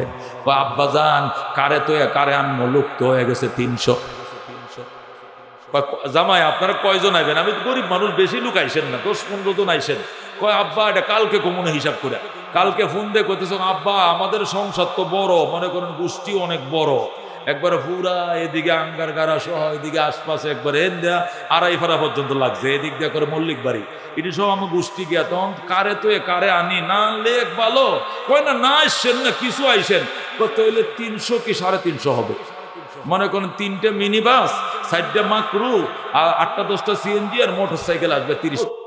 ফকিন্নির ঘরে ফকিন্নি, বড় বংশের মানুষ, তুই গরু দুপুরে খাওয়া, তোরে ইসলামে খাওয়াইতে বসে, তুই হৌরের উপরে তুফান তুলছিস কারণ নাকি? এই বেটি কি মাইয়া জন্ম দিয়ে এই বেটা অপরাধ করছে? তুই বড় বংশের মানে বড় দিলওয়ালা, জীবনে 1 কাপ চা খাওয়াইছিল মানুষের? ফকিন্নির ঘরে ফকিন্নি, সব তুফান নিয়ে তুলছে মাইয়ার বাপের উপরে। হে বলে বড় বংশ, তুই বড় বংশ হলে তুই গরু জব কর। ইসলামে তোরে বলছে আউলিম ওয়ালাউ কানা বিশাতিন, ওলিমা কর বেটা, গরু জব কর, উট জব কর, তুই তাও না পারস, ওয়ালাউ কানা বিশাতিন, কমপক্ষে ছাগল, এর নিচে হবে না। এই জন্য ওলিমার খাবারকে খাসি ভাতা কয়। কি ভাতা পাওয়া? খাসি। খাসি শব্দটা কোরআন, এটা হাদিসের মধ্যে আছে। এই জন্য খাসি ভাতার দাওয়াতে যাইতেছে, কয় কিনা কাশি কাশি করে খাওয়াইতে হবে। কেন? খাসি শব্দটা ছাগলের কথাটা কোরআনের মধ্যে হাদিসের মধ্যে নবী বলে দিয়েছেন, ওয়ালাউ কানা, কমপক্ষে খাসি জবে করতে হবে। আর যারা গরু জবের ক্ষমতা, গরু জবে করতে হবে। উট যাদের উট, ষাঁড় যাদের ষাঁড়, মহিষ যাদের মহিষ জবে করতে হবে। যারা বইল জবে করে ক্ষমতা, বইল জবে করে কোরবানি কি করতে হবে? অলিমা করতে হবে। এখন নর্মালি কোনো মুরগি দিয়ে অলিমা নাই, নর্মালি অলিমা হবে কমপক্ষে খাসি দিয়ে। এই নির্দেশ তো ছেলেকে দিয়েছে। তুমি এই তুফান মেয়ের ভাবে চালাইছো কেন? মেয়ের বাড়িতে কেন? মেয়ের বাড়িতে কোনো খানা নাই। কারণ মেয়ের বাড়িতে খানা নাই কেন? এই মেয়েটাকে 20 বছর পালছে, লালন পালন করছে। তুমি যে মাইক্রো সাজায় যায় মেয়েটাকে নিয়ে চলে আইবা, এই বাড়ির ছোট বোনও কানবে, বড় বোনে কানবে, দাদিও কানবে, নাতিন রে তুই এতদিন আমার সাথে আসিলে, তোর শিলের মতো থা দেলে চলে গেছে গা। এই জন্য এই বাড়ির প্রত্যেকটা মানুষের চোখের পানি। কতক্ষণ ঠিক কিনা? এ কান্দন্যা বাড়ি থেকে খাবার আছে, এই কান্দন্যা বাড়িতে খাবার আছে। যে বাড়িতে লোক মারা যায়, এই বাড়িতে জানাজা ভরে কি ভাত খান আপনারা? এই জানাজা যান কিনা? মহল্লা লোক মারা গেলে জানাজা যান কিনা? ওর জানাজা শেষে কি কোন? তাড়াতাড়ি বাদ বাড়েন। হ্যাঁ, বাদ বাড়েন কোন? যদি দূরেতেও যান, হে বালুকাতে আইসেন, ত্রিশালতে আইসেন, দূরের আত্মীয় আইসে, তারপরে দোকানে যায় কিনে খাবে, তারপরে এই বাড়িতে খাইতে চায় না। কারণ এই ঘরে তো তোলাবাদ খাইতেছে, পাশের ঘর থেকে খাবার আইতেছে। কত ঠিক কিনা? তুমি এই বাড়িতে কেমনে খাবার খাইবা? এই বাড়ির প্রত্যেকটা মানুষের চোখের কান্না। কেন? আত্মীয় হারাইছে, লোক হারাইছে, দাদা হারাইছে, নানা হারাইছে, বাবা হারাইছে। মুদ্রা বাড়িতে যেরকম চোখের কান্নার কারণে মানুষ খায় না, খাওয়াইতে চাইলেও কেউ খায় না, ভদ্রলোকরা খায় না। যে বাড়ির থেকে একটা মেয়ে নিয়ে চলে আসবা, চিরদিনের জন্য এই মেয়েটা এই বাড়ির থেকে চলে আসছে, অথচ এই মেয়েটা এই বাড়িতে বড় হয়েছে, লেখাপড়া করছে, জন্ম নিয়েছে, তুমি চিরদিনে দিনে চলে আসছো। এই বাড়ির প্রত্যেকটা মানুষের চোখে কান্না। তুমি কেন এই বাড়িতে খাওয়ার তুফান তুলে দিলা? তোমারে খাওয়াইবো না কানবো? সে কানবে না তোমাকে খাওয়াবে, তুমি কয় তালের মধ্যে হেরে ফেলছো, সুতরাং সে কানতে দাও তাকে, তুমি কি করবে না ওই বাড়িতে খানার বোঝা দেবা না, এটা নিষেধ। এই জন্য বরযাত্রী নেওয়া নিষেধ, এই যৌতুক নেওয়া হারাম, কবিরা গুনাহ, কতক্ষণ ঠিক কিনা? মহতারাম হাজিরি, সর্বশেষ কথা, সংসার যেন ডিপুস না হয়, এই জন্য আল্লাহ নবী বলছেন তুনকাউল মারআতুল আরবাইন লিহাসাবিহা ওলি নসবিহা ওলি জামালিহা ওলি দীনিহা ফাসফার বিজাতিদ দ্বীন। আল্লাহ নবী কয় মানুষ বিয়ে করে 4 জিনিস দেখে, কয় জিনিস দেখে? মানুষ বিয়ে করে কয় জিনিস দেখে? 1 নম্বরে জামালিয়া, সুন্দর দিকে বিয়ে করে, 2 নম্বরে বংশ দিকে বিয়ে করে, 3 নম্বরে দাপট দিকে বিয়ে করে, 4 নম্বরে দিন দেখে বিয়ে করে। কি দিকে বিয়ে করে? রসুল কয় ফাসফার বিজাতিদ দ্বীন, 4 নম্বরকে তুমি 1 নম্বর বানাও, প্রথমে তুমি দিন দেখে বিয়ে করো, তাহলে এই সংসার কোনোদিন ডিভোর্স হবে না। তুমি তো দেখছো মোটরসাইকেলে চলতে পারে কিনা, জিন্সের প্যান্ট ভরিয়া হাপাতা গেঞ্জি ভরিয়া ছেলের পিছনে চড়তে পারে কিনা, এই প্রশিক্ষণ তার আছে কিনা তুমি দেখছো ওইটা। তুমি নামাজ দেখো নাই, তুমি বুরকা দেখো নাই, তুমি পর্দা দেখো নাই, শালীন দেখো নাই, সূরা কেরাত জানে কিনা সে তুমি তাই জানো নাই, নামাজ পড়ে কিনা জানো নাই, বুরকা পরে স্কুল কলেজে গেছিল কিনা জানো নাই, মোবাইল কয়টা ইউজ করে খবর লও নাই। তুমি সামরা দেইখা মোটরসাইকেলে চলতে পারে পাগল হয়ে গেছো। যে মেয়েটা অন্যের মোটরসাইকেলে চড়তে পারে, তোমার মোটরসাইকেলে চড়তে পারে, সে অন্যের মোটরসাইকেলে চলতে পারে। তুমি চলে যাইবা অফিসে, সে আরেক ছেলের পিছনে চলে যাবে, টাটা ডিভোর্স ডিভোর্স, তোমার 3 তালাক দিয়ে অন্যত্রে চলে যাবে। কথা কোন ঠিক কিনা? এই জন্য আল্লাহ নবী বলছেন মানুষ বিয়ে করে কি দেখে? 1 নম্বর দেখে সুন্দরী, এটাকে মুসির মেয়ে না জালোর মেয়ে না জাইল্যের মেয়ে না আইল্যের মেয়ে, এটা দেখে না, চামড়া সুন্দর পাগল হয়ে যায়। কতক্ষণ ঠিক কিনা? চামড়ার পাগল হয় না, বংশের পাগল হয়ে বিয়ে করে, চামড়ার পাগল হয়ে বিয়ে করে, দাপট দেখে বিয়ে করে, আর দিন দেখে বিয়ে করে। নবী কয় ফাসফার বিজাতিদ দ্বীন, দিনকে প্রাধান্য দিয়ে বিয়ে করো, এই সংসার অটুট বন্ধন হবে। আত্মীয়তা আত্মার সাথে হয়, টাকা পয়সা চামড়া দেওয়া হয় না, ঠিক কিনা? আত্মীয়তা হয় আত্মার বন্ধনে, আর আত্মার বন্ধন হয় ইমানের বন্ধনে। যেরকম আল্লাহু আকবার, আমলের বন্ধনে, ইমান এবং আমলের বন্ধনওয়ালা নারী বংশীয় মেয়ে আনো। আল্লাহু আকবার, জাতের নারী কালো ভালো, নদীর পানি ঘোলাও ভালো। কতক্ষণ ঠিক কিনা? এই জন্য দোস্ত, দিনদার মেয়ে দেখে বিয়ে করবা, সংসার মজবুত থাকবে। 1 2 3 চলে যাও বাপের বাড়ি, এই সিদ্ধান্ত প্রথমে নিবা না। আল্লাহ পর্যায়ক্রমে যে মেডিসিন ইউজ করতে বলেছেন, সেই মেডিসিন ইউজ করে আমাদের সুন্দর সংসার থেকে সুন্দর সন্তান দিয়া। শিরোনামের ব্যবধানের কারণে আলোচনার ধাঁচেরও ব্যবধান ঘটে। কতক্ষণ ঠিক কিনা? যদি হয় ইসলামী মহাসম্মেলন, তার আলোচনার ধাঁচে এক ধরনের, আর যদি হয় সিরাতুন নবী সাল্লাল্লাহু আলাইহি ওয়াসাল্লাম সম্মেলন, নাম যেরকম আলাদা, তার আলোচনার ধাঁচও আলাদা, ঠিক কিনা? যদি হয় মিলাদুন নবী সাল্লাল্লাহু আলাইহি ওয়াসাল্লাম সম্মেলন, নাম যেরকম ভিন্ন, তার আলোচনার ধাঁচও ভিন্ন। আর যদি হয় ওয়াজ ও হালকা জিকির প্রোগ্রাম, নামের ব্যবধানের কারণে আলোচনার ব্যবধান হয়। কতক্ষণ ঠিক কিনা? আজকের মাহফিল হলো তাফসীরুল কোরআন মাহফিল। আল্লাহর কোরআনুল কারীমের তাফসীর হবে। তাফসীর শব্দের অর্থ হলো আল্লাহর আয়াতকে খোলে মোলে বিস্তারিত আলোচনা করা। তাফসীর শব্দের অর্থ হলো উন্মোচন করা, খুলে বলা, বিস্তারিত বলা। একটা আয়াতের প্রসঙ্গ আরো যদি 2 4টা 10টা 20টা আয়াত লাগে, এই আয়াতটাকে আলোকিত করার জন্য, উন্মোচিত করার জন্য প্রয়োজনে আরো 10-20টা আয়াত সেখানে নিয়ে আসা। একটি আয়াতকে বোঝানোর প্রয়োজনে তাফসীরকে বোঝাইতে গিয়া দেখা যায় আল্লাহর হাবিবের অসংখ্য হাদিস এটার মধ্যে আসতে পারে, ওই হাদিসগুলো সেখানে আনা। শানে নুজুল যদি আয়াতের মধ্যে থাকে, শানে নুজুলও সেখানে বয়ান করা, যেভাবে বিষয়বস্তুটা জাতির সামনে একদম পরিষ্কার হয়ে যায়। যদি ইতিহাস হয়, ইতিহাসটা যেন সঠিকভাবে জাতি জানতে পারে। আর যদি আহকামের আয়াত হয়, বিধান সম্বলিত আয়াত হয়, বিধানটা যত নারীদের বিধান হলে নারীরা যেন বুঝতে পারে, পুরুষের বিধান হলে পুরুষরা যেন পরিপূর্ণ বুঝে বাড়িতে পর্যন্ত যেতে পারে। কথা ঠিক না? সেই বিষয়টাকে মাথায় রেখে বিস্তারিত আলোচনাকে বলা হয় তাফসীরুল কোরআন মাহফিল। কথা ঠিক কিনা? আল্লাহর কোরআনের আলোচনা, এর ভিতরে আল্লাহ এত সোদা, এত মধু, এত ম্যাগনেট, এত চুম্বক রেখেছেন। এই চুম্বক দুনিয়ার কোনো চুম্বকের মধ্যেও নাই। এই উৎকর্ষ আর এই আকর্ষণ কোনো ম্যাগনেটের ভিতরে নাই। এই সুদার মধু দুনিয়ার কোনো মৌপোকার মধুর ভিতরে নাই। এই সুদা কোনো বাগানের ফুলের ভিতরে নাই। যে সুদা এবং মধু, আল্লাহ তাআলা যে উৎকর্ষ এবং আকর্ষণ, যে ম্যাগনেট এবং চুম্বক আল্লাহর কোরআনের মধ্যে ঢুকিয়েছেন। যেরকম আল্লাহু আকবার। এই জন্য এই কোরআনের আলোচনা শোনার আগে দুইটা জিনিস মাথায় রাখতে হবে। কয়টা জিনিস? এক নম্বর হলো মনোযোগ সহকারে শুনতে হবে। বলেন, এক নম্বর কি করতে হবে? মনোযোগ সহকারে শুনতে হবে, চৌকান্না হয়ে শুনতে হবে, একদম মনোযোগ। আল্লাহ বলেন ওয়াইদা কুরিয়াল কুরআন ফাসতামিউ লাহু, আল্লাহর কোরআন যখন পড়া হবে, তেলাওয়াত করা হবে, ব্যাখ্যা শোনানো হবে অথবা তেলাওয়াত করানো হবে, তখন তুমি ফাসতামিউ লাহু, কান লাগায় শুনবা, ও আনসিতু, এবং নীরব নিস্তব্ধ থাকবা। সুবহানাল্লাহ। এক তো শুনতে হবে মনোযোগ সহকারে, দ্বিতীয় হলো নীরব নিথর থাকতে হবে, কোনো সাউন্ড করা যাবে না, মনোযোগ সহকারে শুনতে হবে। দুই নম্বরে হেদায়েতের ভিখারি সাজতে হবে। কেউ সাজতে হবে? আমি যে আল্লাহর কোরআন শুনছি, কানকে শুধু সুখ দেওয়ার জন্য নয়, আল্লাহ যে বলছেন হুদাল্লিল মুত্তাকিন, এটা তাকওয়ার দনের ভিখারি যারা, ভিক্ষুক যারা, তাদেরকে হেদায়েত করবে। আমি ওই ভিক্ষা নেওয়ার জন্য এই মাহফিলে এসেছি। কথা কোন ঠিক কিনা?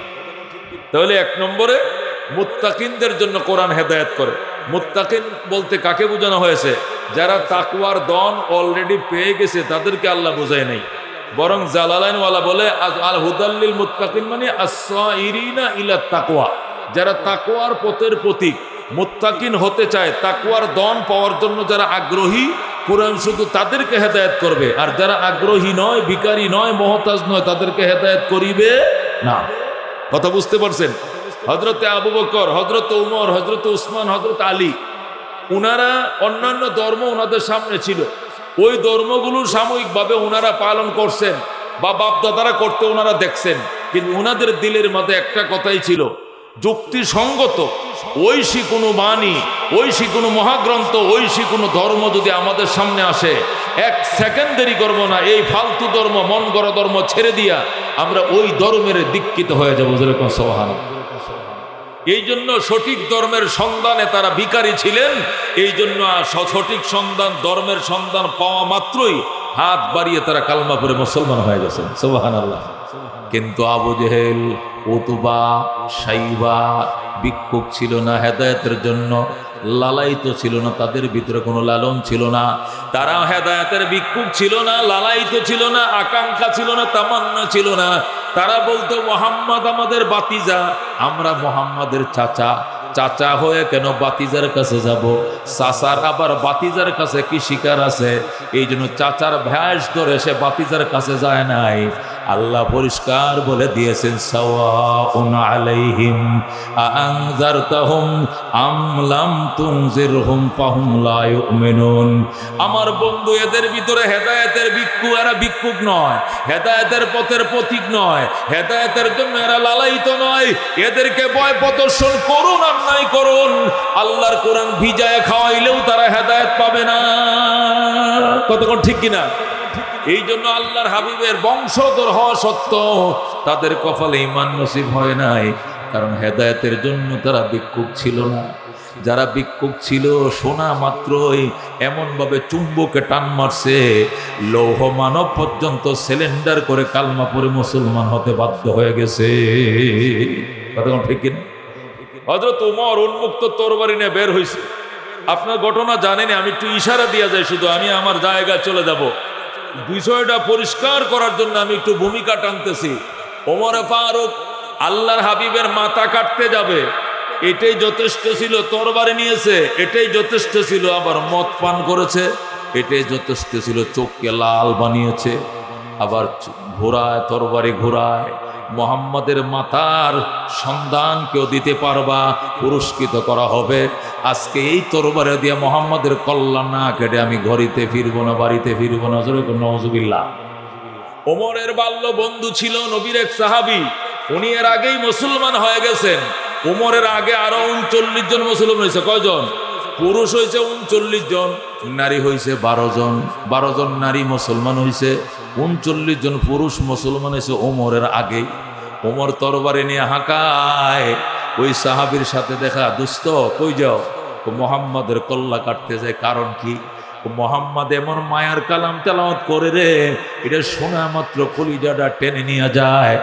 এমন মায়া, এমন মধু মাখা কালাম, এটা শোনা মাত্র বাপদাদার ধর্ম ছেড়ে কালমা পড়ে মুসলমান হয়ে যায়। এই জন্য মুহাম্মদকে এই সুযোগ আর দেব না। মুহাম্মদকে খতম করে দিলে ইসলামের বাতি ধ্বংস হয়ে যাবে। এই বিষয়টা মাথায় নিয়া আবু জেহেল আমাকে পাঠাইছে 12টা লাল বর্ণের উট দিবে। 12টা লাল বর্ণের উটের লোভে আমি রওনা করছি। চলো। রসুলের সাহাবী ডাক দেখো, দুস্থ অপরাধটা কি? উনি এতিম, উনার মতো অসহায় তো দুনিয়াতে কেউ নাই। বাবার জীবনে দেখে নাই, মা হারাইছে 6 বছর বয়সে, দাদা হারাইছে 8 বছর বয়সে, চাচা হারাইছে 50 বছর বয়সে। উনার নাই বলতে দুনিয়াতে কেউ নাই।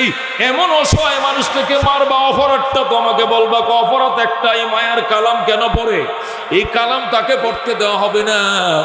ওমরের বাল্য বন্ধু নবীর সাহাবী বলে, কোরআন তেলাওয়াতেই যদি উনার অপরাধ হয়, এখন দেখে আছে তোমার বোন ফাতেমা বিনতে খাত্তাব আর তোমার বকনিপতি সাঈদ ইবনে যায়েদ। কি নাম?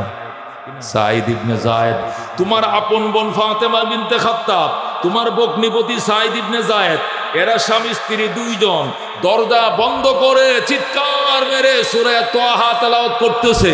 আমি নিজের কানে শুনে আইছি। উমর ক অসম্ভব কথা, আমার বোন বগ্নিপতি মুসলমান হয় নাই, কোরআন পড়বে কেন? তুমি খবর রাখো না উমর, তোমার বোন বগ্নিপতি ইতিমধ্যেই কালমা পড়ে মুসলমান হয়ে গেছে। ওমরকে আমি চ্যালেঞ্জ করলাম, তুই চল। সাহাবী বলে, আমিও চ্যালেঞ্জ করলাম, তুমি চলো। ওমরকে হাতে ধরে নিয়ে আইসা ফাতেমা বিনতে খাত্তাবের ঘরে দৌড়াই না, কয় কান্ডা লাগায় শোনো কি হচ্ছে। কান লাগায় শুনে হযরতে ফাতেমা তেলাওয়াত করতেছে, তাহা মা আনজালনা আলাইকাল কুরআন লিতাশকা ইল্লা তাযকিরাতাল লিমান ইয়াখশা তানজিলাম মিম্মান খালাকাল আরদা ওয়াস সামাওয়াতিল উলা আর রহমানু আলাল আরশি ইস্তাওয়া। জোরে কোন সুবহানাল্লাহ। হযরত ওমর ফারুক রাদিয়াল্লাহু তাআলা আনহু যখন শুনলেন তার বোন ফাতেমা বিনতে খাত্তাব তেলাওয়াত করতেছে, সাথে সাথে তার বকনিপতি সাঈদ ইবনে যায়েদ তেলাওয়াত করতেছে, ওমর কান্ডা লাগায় শুধু শুনছে, এমন ভাবে তার দিলকে আকর্ষণ করছে। ওমর ডাক দেয়া, বোন, কোরআন তেলাওয়াতের অপরাধে আমি তোরে মারবো না, বরং আল্লাহর কালাম কাছে বসে শোনার জন্য দরজাটা দয়া করে খুলে দে। দরজাটা দয়া করে খুলে দে, আমি তোরে মারবো না। আল্লাহর কালাম আমার কলিজাটা ছিঁড়ে নেয়, আমার কাছের থেকে আল্লাহর কালাম শুনতে দে, আমি তোরে মারবো না। বোন ডাক দেখো, ভাইয়া তুমি লৌহ মানব, তুমি অত্যন্ত লৌহ মানব, তুমি আমাকে মারবা, তুমি আমাকে প্রহার করবা, তোমার কথা দরজা খুলবো না। এই জন্য ফাতেমা দরজা খুলতে রাজি হয় নাই। ওমর তার বগ্নিপতি সাঈদ ইবনে যায়েদকেও বলছে, দরজাটা খুল। আমার বগ্নিপতি সেও খুলে নাই। অবশেষ লাথি মেরে দরজা ভেঙ্গে মনের রাগে অনুরাগে তার বোন বগ্নিপতিকে মারতে মারতে অজ্ঞান করে ফেলে। যেরকম নাউজুবিল্লাহ। হযরতে সাঈদ ইবনে যায়েদ এবং ফাতেমা বিনতে খাত্তাব দুইজন অজ্ঞান হয়ে যায়।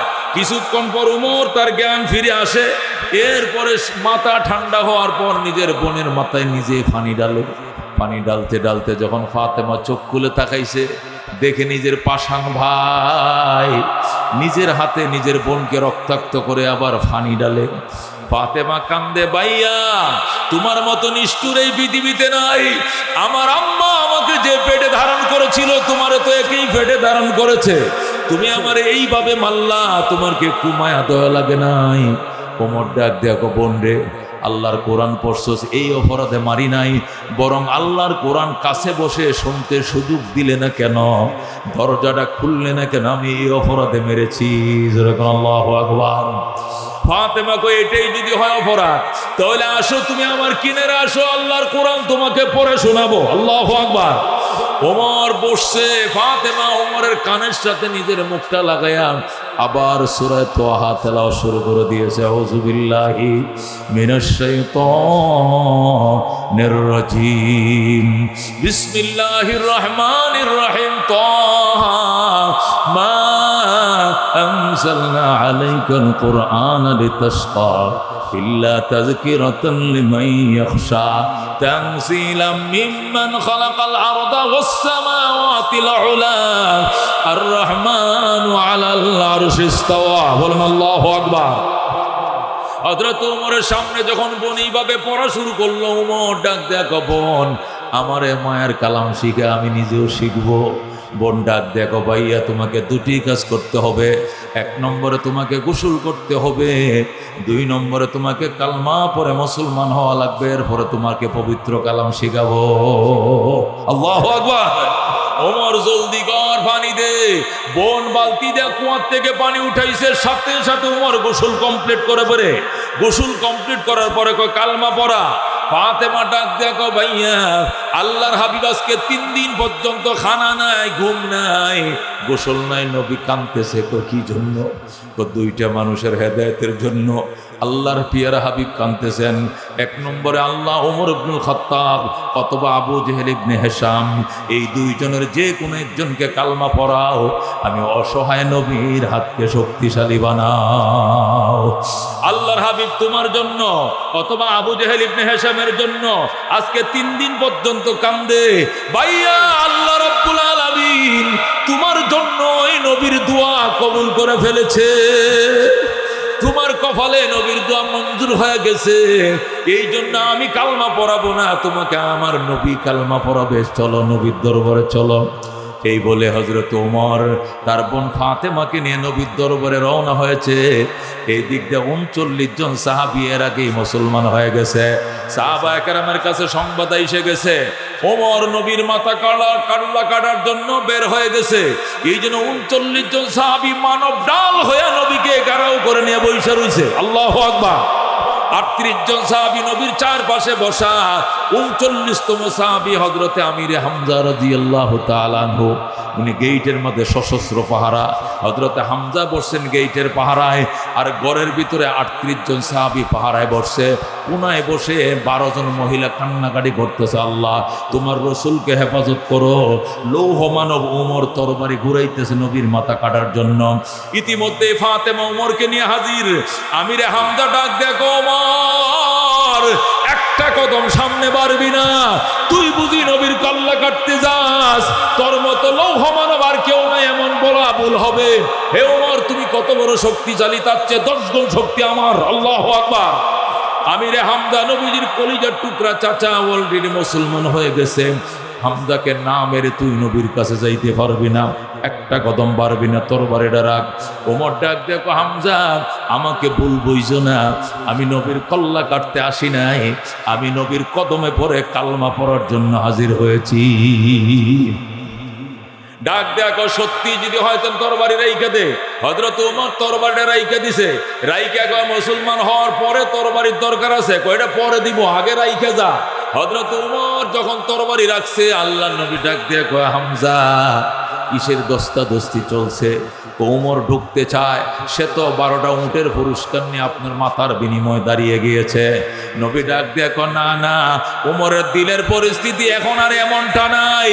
আমি এখান থেকে দেখতেছি ওমরের চেহারার মধ্যে ঈমানের নূর চমকাইতেছে।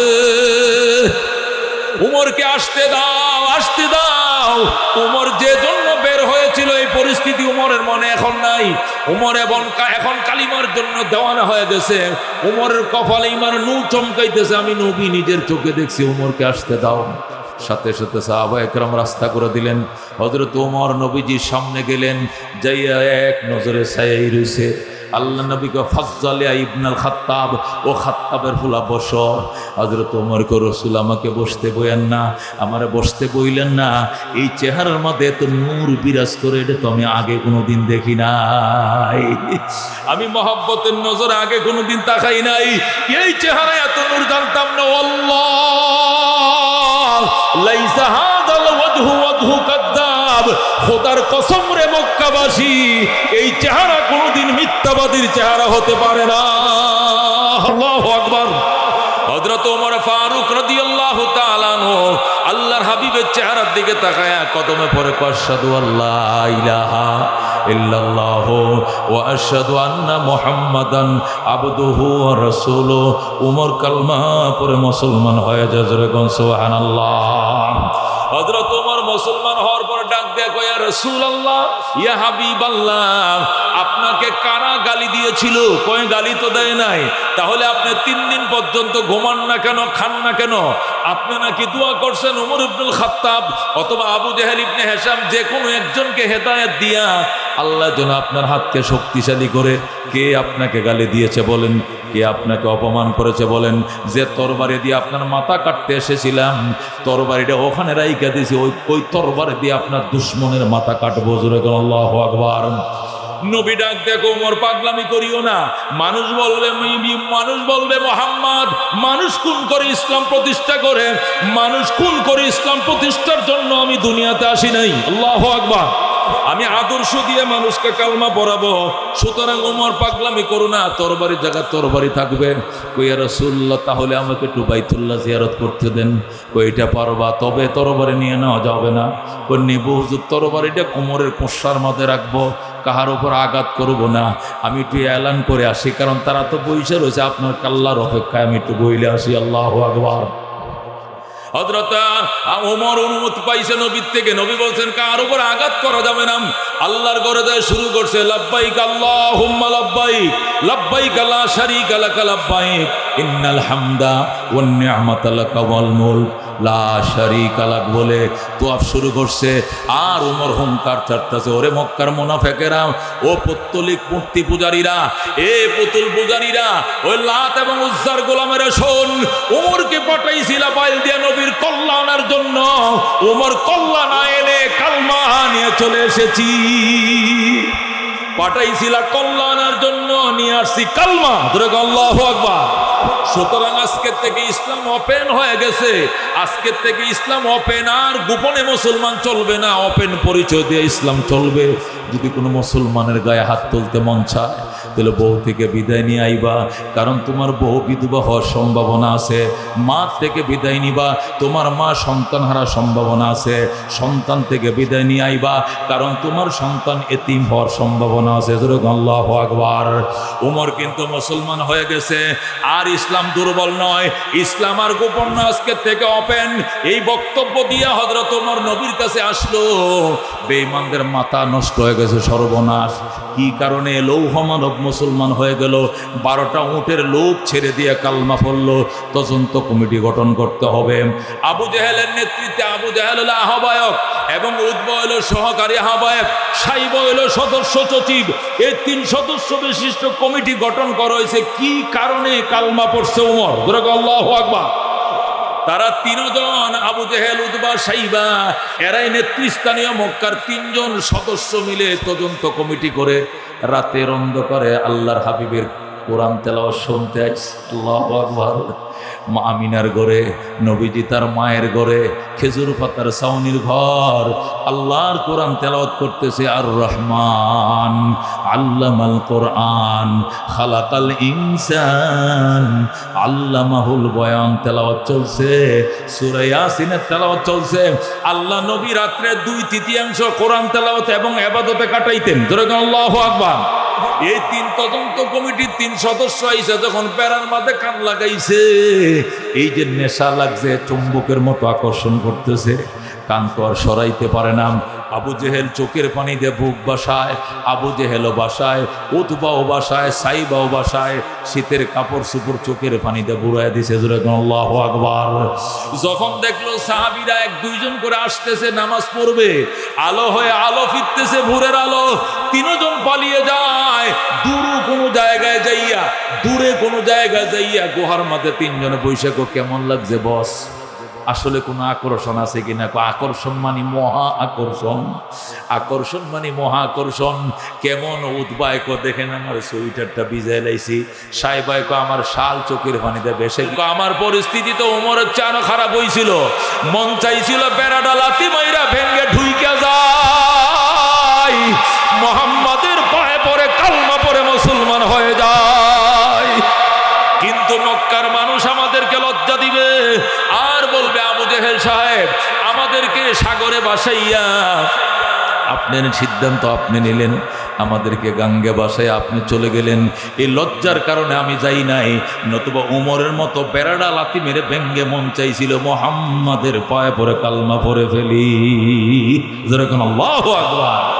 মনের মাঝে শুধু এই বেদনা, আসবে কবে সেই সূর্য সে না যারা করবে জারি কোরআনে যে ধরায় যারা করবে জারি কোরআনে যে ধরায় যাদের অভাবে আজ এই হতাশা পূরণ করিবে যারা জাতির আশা তাদেরই পথ চেয়ে আমি সহায় করব জারি কোরআনে যে ধরায় যারা করবে জারি কোরআনে যে ধরায় যেরকম মারহাবা। তারা যাইয়া মক্কায় সংসদে বৈশা বিল পাস করছে, সর্বনাশ আমাদের মতো তিনজন লৌহ মানব পর্যন্ত চোখের পানি রাখতে পারি নাই। আমরা ছাড়া অন্য সাধারণ কোনো কাফের যদি মুহাম্মাদের কালাম শুনে সাথে সাথে হাত বাড়ায় মুসলমান হয়ে যাবে। এই জন্য আজকের থেকে সংসদে আইন পাস করা হলো, আজকের পরে কোনোদিন মুহাম্মদ এবং তার সাহাবীদের তেলাওয়াতে কোরআন শোনা যাবে না। যেরকম নাউযুবিল্লাহ। তারা সংসদ আইন পাস করলো, ক্বাল আল্লাযীনা কাফারু লা তাসমাউ লিহাদাল কুরআন ওয়ালগাউ ফীহি লাআল্লাকুম তাগলিবুন। কাফেররা আইন পাস করলো এবং ঘোষণা দিয়ে দিল, সরকারি প্রজ্ঞাপন জারি করে দিল, লা তাসমাউ লিহাদাল কুরআন, এই কোরআন শুনবা না, ওয়ালগাউ ফীহি, বরং ডিস্টার্ব করবা, এখানে ব্যাঘাত তৈরি করবা, লাআল্লাকুম তাগলিবুন, তাহলেই শুধু বাপদাদার ধর্মে ঠিকায় রাখতে পারবা, নতুবা ইসলামের সামনে তোমাদের মন গড়া ধর্ম থাকবে না। আল্লাহু আকবার। ও দোস্ত, কোরআন যদি কেউ হেদায়েতের নেশা নিয়ে শুনে এবং মনোযোগ সহকারে শুনে, যে বিষয় কোরআন বুঝাইতে চাইবে এটা না বুঝে বাড়িতে যাওয়া লাগবে না। দেখুন ঠিক কিনা? আল্লাহ বুঝাইয়াই দিবে, বুঝতেই হবে। সাহাবায়ে কেরাম বুঝেছেন, মোমের মতো নরম হয়ে গিয়েছেন। এই জন্য আল্লাহর কোরআন মনোযোগ দিয়ে শুনতে কারা কারা রাজি আছে হাত বাড়ায়।